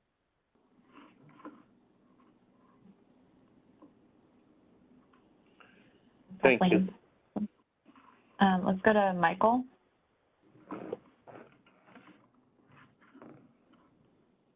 Yes, I just had a question. I wanted to confirm that the multiplier for the reliability capacity was the default is 0, so these won't have a multiplier in the parallel ops.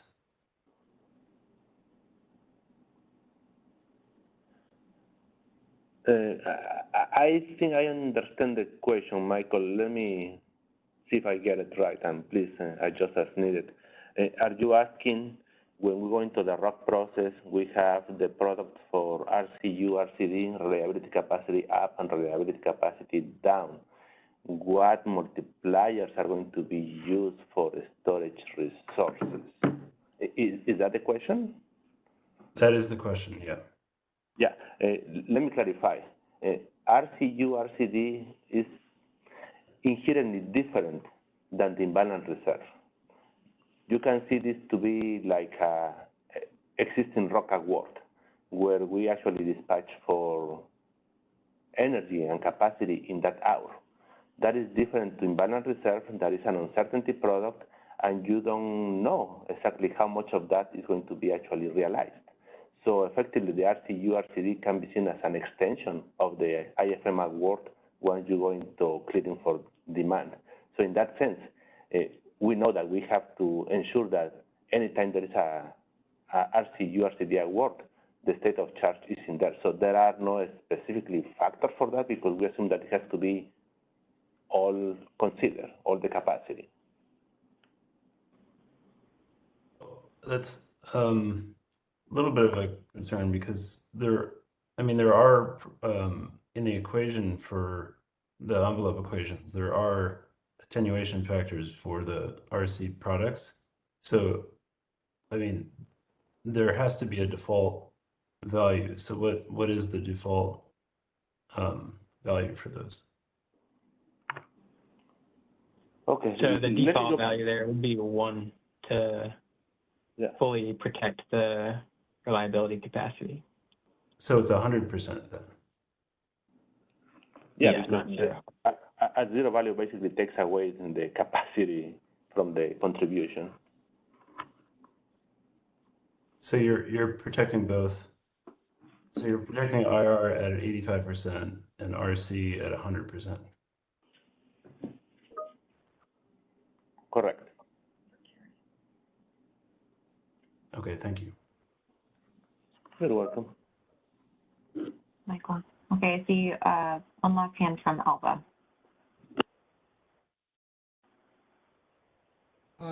This is almost like a reiteration of Kathleen's question, but I just wanted to ask that, particularly, I think her question about the deliverability of IR in general is a very valid one because of the possibility of procurement being behind constraints when you get to real time. And similarly, I think the question with storage is going to be whether storage IR or RC for that matter is undeliverable because of hitting a storage constraint.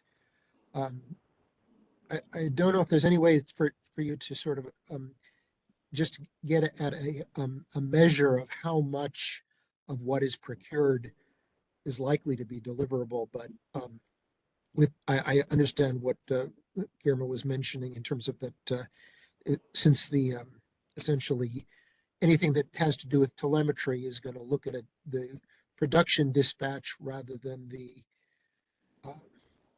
parallel ops dispatch as the starting point, it may be very difficult to do that.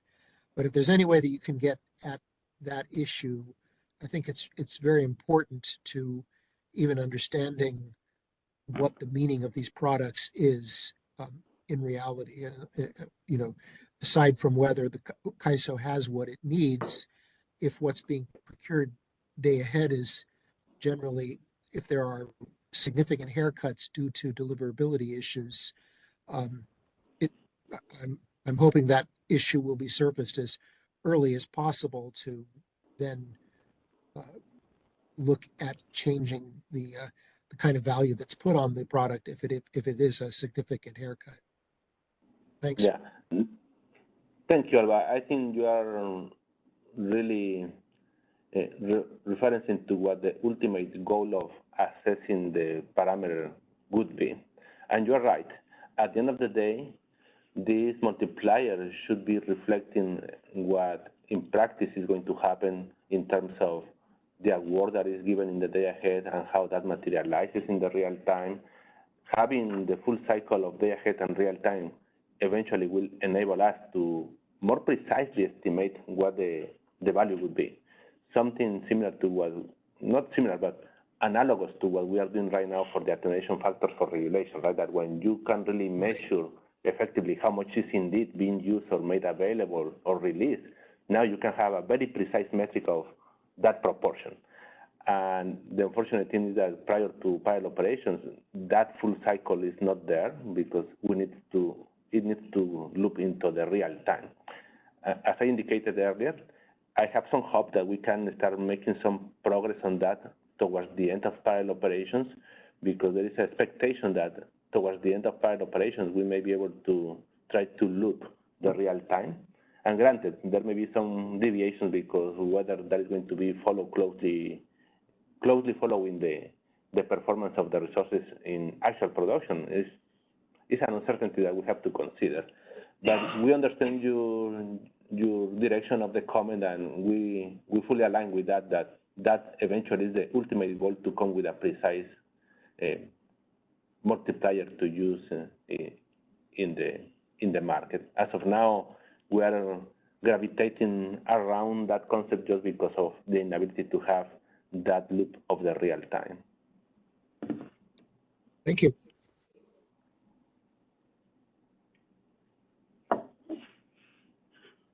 Okay, with that, let's go to the last part. And this is just a follow-up to what Scott has already provided as a preamble to the recommendation for pilot operations. Now, there has been a lot of discussion in the last 3 sessions, including this one, about the overall scope of this effort, the expectations created of what this effort is about, and the results that we expect to get out of this working group. We do take seriously all the items related to the implementation of the day-ahead market enhancements and the extended day-ahead market, because at the end, we want to ensure that we have implemented a robust, efficient market. And the parameters is a component in all that well-oiled machine. Now, the challenge that we have is that this is a very narrow, targeted effort that we really are focusing on these key 5 parameters. If we can move to the next slide, what I want to put as a reference, not necessarily to go in deep discussion of what it really means, because it's evident by just reading the items that are listed here. But what I'm pointing back is the matrix that was developed towards the end of the effort of the policy initiative and the development of the market design for DIM and EDAM regarding these specific parameters. And I would encourage you, at your pleasure, to read effectively how we envision this effort to take shape, and what was the expectation that realistically what we could be able to do within the phases of market simulation and parallel operations. And this matrix also has some idea of potentially how we could go once we have actual operational data. And the point here is that this is the vision that we have when we start discussing the need to have this tuning of the key 5 market parameters. And that information is publicly available in the section of the day-ahead market enhancements, and I'm just putting back here as a reference. And there is basically an entry for every one of the 5 parameters that we have. This one is for the set of transmission constraints. We were basically envisioning that this is going to be highly predicated on how feasible is to enforce the transmission constraints. And that is basically we're marching towards as planned and as an envision in that original expectation. Next slide, please.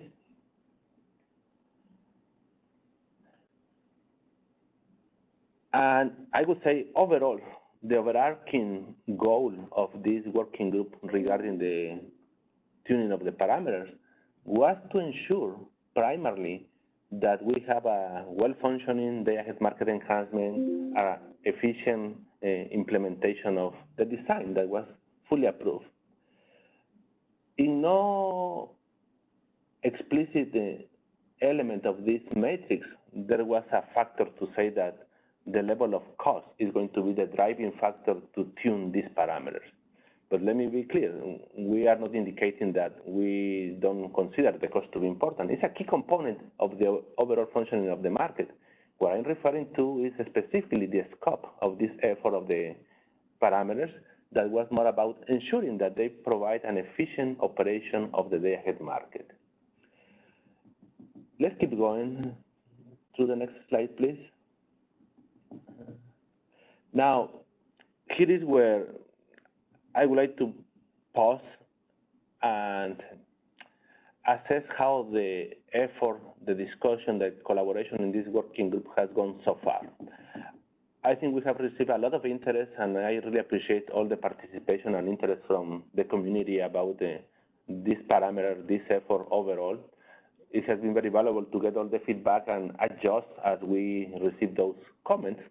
The reality is that we don't have a lot of time to be able to entertain an expansive set of scenarios, conditions, variations, and we have to be very disciplined how far we can really undertake given the scope and the timing of this effort.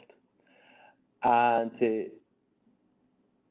I would like to make an analogy between what we are aiming to accomplish here versus what we typically do for other parameters that we have in the market. This is not the first time we are dealing with tuning parameters. We have been doing that since day one of the MRTU. We have, for instance, a long set of market parameters, specifically in the price formation space, what we call the penalty prices. And what we are aiming here is not that different to any of these other efforts that we undertake to determine what is a reasonable value to set certain parameters. And there are some cases where we can aim to have a more scientific approach.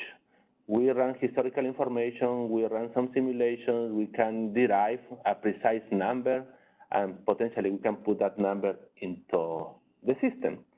A good reference for that specific type of approach is the attenuation factors, where we develop a specific methodology, we rely on historical information, we have the math defined in the business practice manual, and we just run through the math, and whatever comes out of that math is the precise number that we put into the system, right?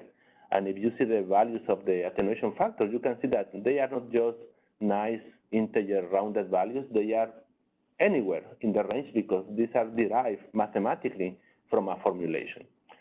Because we have the data elements and the methodology to be able to get to these numbers. On the other end, we have other cases, such as the penalty prices for different priorities of transmission constraints, scheduling limits, you name it. We cannot approach it the same way because it's very condition-based, very interaction way. And what we have done is that realistically we come with a directionally a good value that can accomplish the well functioning of the market. We can go and unpack what it means for one specific penalty price. Well, we could be challenged to say why you have a penalty price that is precisely $1,100 rather than $1,110, right? This is not derived from a very precise scientifically approach. It's rather based also on a qualitative assessment and directionally how the market solution looks like and the efficiency of the market. So we're gravitating between these two ranges where we can derive something mathematically and precisely, and other things that cannot be done that way just because of the inherent nature of the parameters that we are dealing with. To Alva's earlier point, there could be a case, for instance, where I could envision that for the envelope multiplier, yes, we can get much closer to have a precise methodology, a precise calculation once we have our hands in actual operational data. There could be other cases that, well, depending on what the scenario you want to analyze, you may drive a different conclusion. So expecting to have a very precise, scientifically estimated value for every single parameter, I have to tell you up front, is not feasible. And because of that, we have to be realistic how much we can do prior to go live, given the fact that we don't even have operational data. And this is the approach I want to highlight as we go through this plan for parallel operations. Let's move on a couple of slides, please, to go into what the plan is specifically. One more, please. Okay, there is a plan for parallel operations independent of the working group effort of the configurable parameters. And I would like to start from there because, as we have indicated, these are independent efforts, but we leverage the effort of parallel operations to gain information, to gain reference benchmark cases to utilize in the working group effort. What you are going to see in this publicly available document for parallel operations is that there is an expectation to have effectively 3 phases for parallel operations. The first one, running the day-ahead market with no economic transfers. Second stage, moving into enabling economic transfers. And the third stage is when we start looping the real time to see we can have the full feedback loop between day-ahead and real time. And given the fact that parallel operations has been extended through April, we are more than happy to accommodate requests from participants for more discussion. And what we can do realistically is to extend for one more session in April, just because we need to put the material together to be able to have a meaningful discussion. We are going to find out what is the ideal time for April. We want to not be too close to the end of April because obviously it's prior to implementation and we want to give some headroom and some slack time for people to realize the implications of the final recommendation that we're going to be putting for going live. Next slide, please. What is the plan for parallel operations? Well, we're going to start with the proposed values that Scott has just elaborated in the previous section. Then we're going to assess the results of the produced case from parallel operations. We're going to take that as a benchmark. We're going to have other sensitivity analysis, just changing the specific parameters that we have discussed in the previous section. We are not going to be creating new outlier, different conditioning scenarios. We are simply going to take the case from parallel operations to adjust for the different parameters. And that is what we still call the sensitivity scenarios. And specifically, it's going to be sensitivity scenarios regarding the set of enforced constraints, values to the envelope multiplier, and value to the deployable factor. We are going to keep fixed as given because there are values that are not going to move between parallel operations and production, and these are the two parameters that are defined in the tariff for the bid cap and the default prices. There are no expectations to perform sensitivity analysis anymore for those because they are what they are as the premise of being set in the tariff. Then we're going to adjust these parameters at some point in parallel operations. We want to do it not too early because we want to ensure that we get the benefit of first assessing how it's performing, but second, to have those parameters when we have a more complete setup in parallel operations. That is when we are going to enable the transfers. That would be the more complete picture of the performing of the market. And we will continue to assess once they are actually in parallel operations, the information that you're going to be able to see through OASIS, CMRI for parallel operations is going to be reflecting the outcome with these adjusted parameters.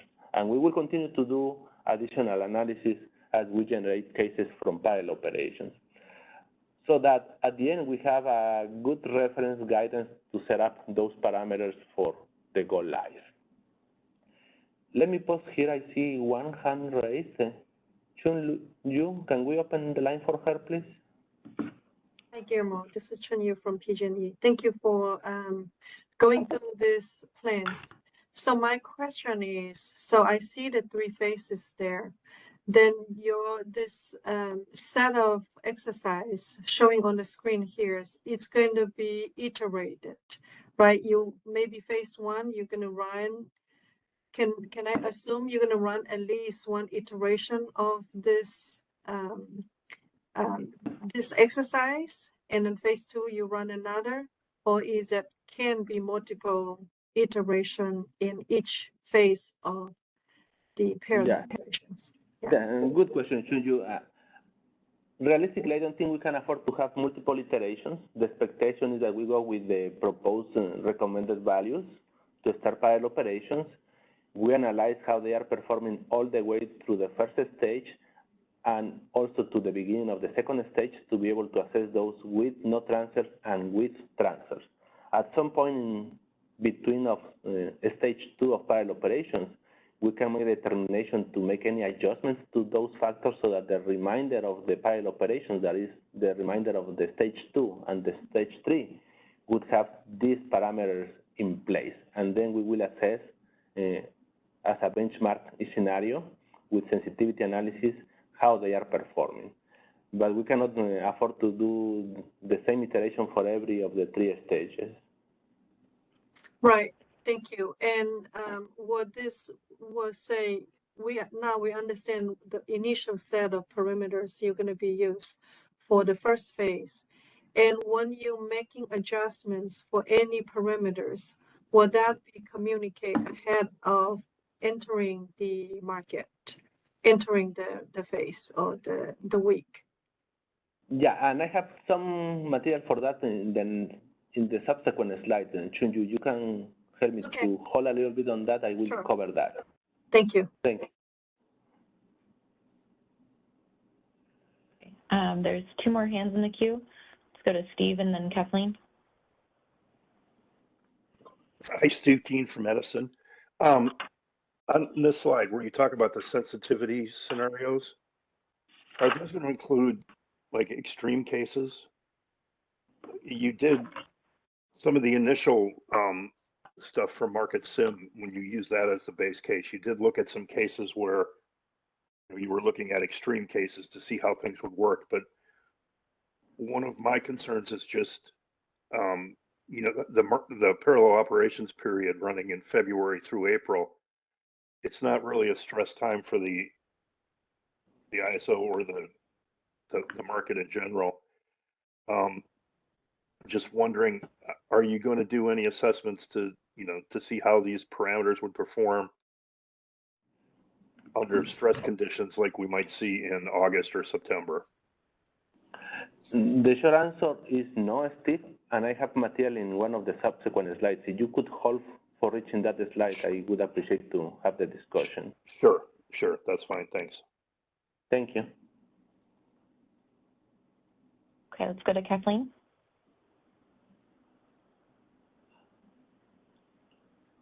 Great, Kathleen from Vistra. Thanks. No, thanks so much.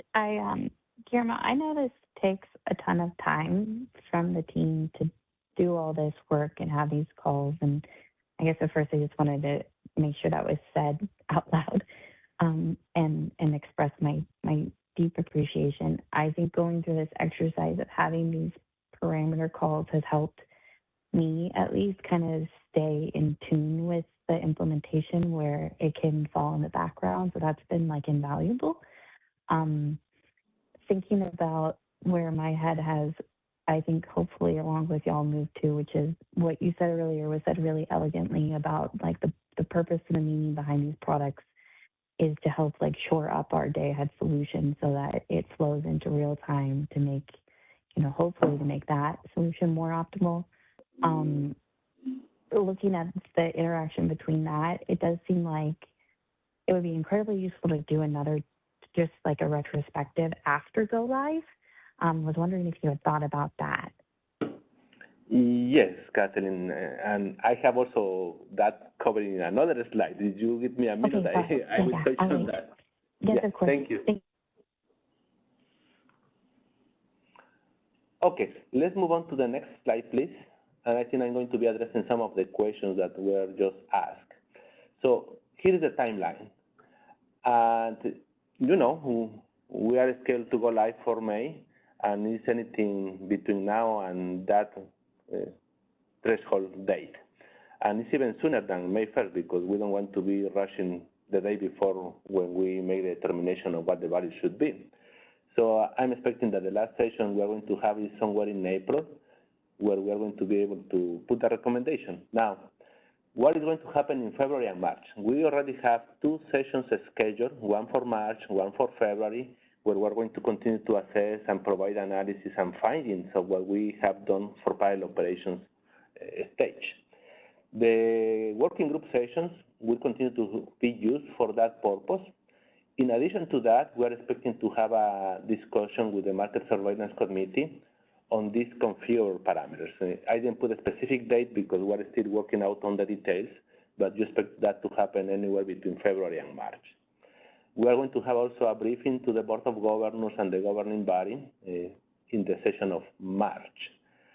And at some point, somewhere in the middle of the second stage of pilot operations, that may be towards the end of February or early March, we are going to have a decision point to see if we can make any adjustments to the parameters being used in pilot operations for the remainder of pilot operations.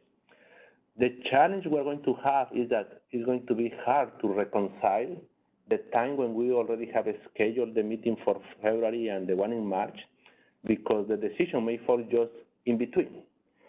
And we are open to see if we can have a quick just follow-up based on once we have some analysis to just go over the recommendation prior to effectively making the changes in pilot operations. I just want your understanding and appreciation that even though we have 2 sessions scheduled for February and March, they may not be the ideal dates for setting those to be the time when we make the determination, because we want to really hit more the timing of pilot operations when we have transfers in place and we have at least some time to be able to assess those to make that determination. How we are going to communicate? At the very minimum, we could have a short call to notify of these changes between February and March, rather than having a full-blown session of analysis like the ones that are already scheduled. Once we go into these adjustments for pilot operations, you are going to actually be seeing live, basically, the implications of the results with these parameters in the pilot operations. We are expecting to have one last session in April, mainly to go through the final results, packaging all the information that we collected from the effort of pilot operations, and put forward the recommendation of the values for going live. we want to do that not too close to the end of April, to give some time for people to assess what it means for them, knowing what parameters we're going to be using for the go live. After that, this is not the end. I would say it's actually the beginning of the most interesting part, because we're going to start collecting actual operational data. This effort is not going to expire by the time we have the session of April. We have committed to continue to assess the performance of the actual market, not only for the parameters, but in general for the whole market design. And a key component of that is going to continue to be the discussion of the parameters. So you can count that we're going to continue to have ongoing assessments of these parameters as we start collecting more operational data. We can plan to have potentially certain recurrent meetings specific to these parameters, or more general about the performance of the market, where we can have the opportunity to discuss with the market and how these parameters are working so far. And we will have to give you more specifics once we are closer and we have more certainty of the schedule. But the commitment is there, and the expectation is there that this is not going to be the end once we reach the session of April. And let me go to the next slide, and then we can see if there are any pending answers. How the recommendation for the go live is going to play out? Well, this is going to be based not only on the information that we have gained, the knowledge that we have gained from market simulation first stage, but also the one that we are going to be gaining for this second stage of pilot operation. All this analysis that we are doing is giving us this supporting evidence based on analytics of how the market relationships and interplays come together when you have these different parameters effectuating on the market solution. At the end of this effort, the reality is that we're going to have a limited sampling of data to drive conclusions. And as I indicated earlier, there is a expectation that we cannot realistically just determine these parameters only on a quantitative assessment because of the lacking of meaningful data to be able to drive this through a numerical methodology. That means that we are going to leverage on this analytical information we are gaining, and part of that is really understanding the implications of these different parameters on the market solution. That is more of a qualitative assessment, and we're going to be transparent. What are the conditions that we are taking into account for making the recommendation? I would close this by indicating that the tuning of these parameters at this point is not just precise science, it's part of an art, like what we do for many other parameters that we have in the market. As we start gaining operational data, we may be able to move and evolve into a more numerically based recommendation, but as of now, given the data that is available and the findings that we are going to have at hand, we have to recognize that it's going not to be just based on a specific numerical definition. With that, let me pause and see if there are any follow-ups or additional questions that we have to take.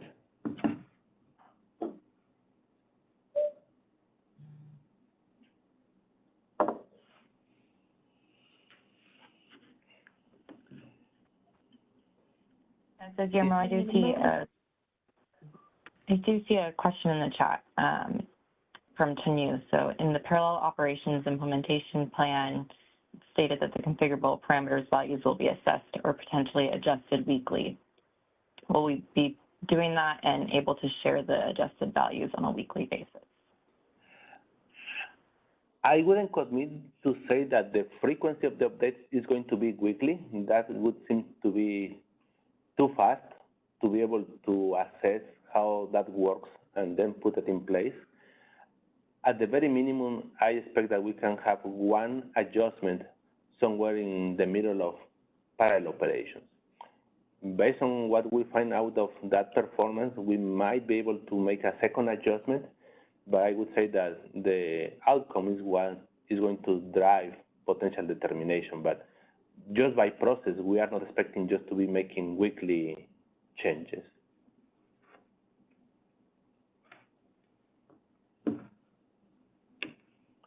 Do you have any follow-up questions from Chunyu or questions from others before we move to our next steps? Not seeing any, but I do see Chunyu said thank you in the chat. I'm not seeing any other questions, Isabella.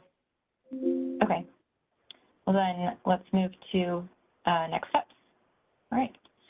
Well, thank you everyone for sticking around a bit past 11 a.m. Really appreciate your time this morning. So comments on this working group will be due by end of day February 19th.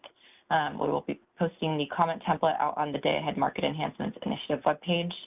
And if you have any questions, you can send an email to isostakeholderaffairs@kaiso.com. And next slide. And then I'll turn things over to Christina for some updates on the calendar. Thank you, Isabella. Here's some meetings and trainings occurring this week at the ISO. I just want to highlight the Extended Day Ahead Market Implementation Intertie Scheduling Readiness Q&A workshop, which is occurring tomorrow at 9 a.m. And here's some details on market simulation meetings and business practice manual updates. And lastly, for insights into the ISO grid and market operations, be on the lookout for our Energy Matters blog, or you can always subscribe. Here you can see some of our latest blog posts. So with that, we'd like to thank you so much for joining today's meeting. As a reminder, this meeting was recorded for informational and convenience purposes only, and all meeting materials are available on the initiative webpage, and the video recording will be posted there soon as well. Thank you, and we hope you have a wonderful rest of your day.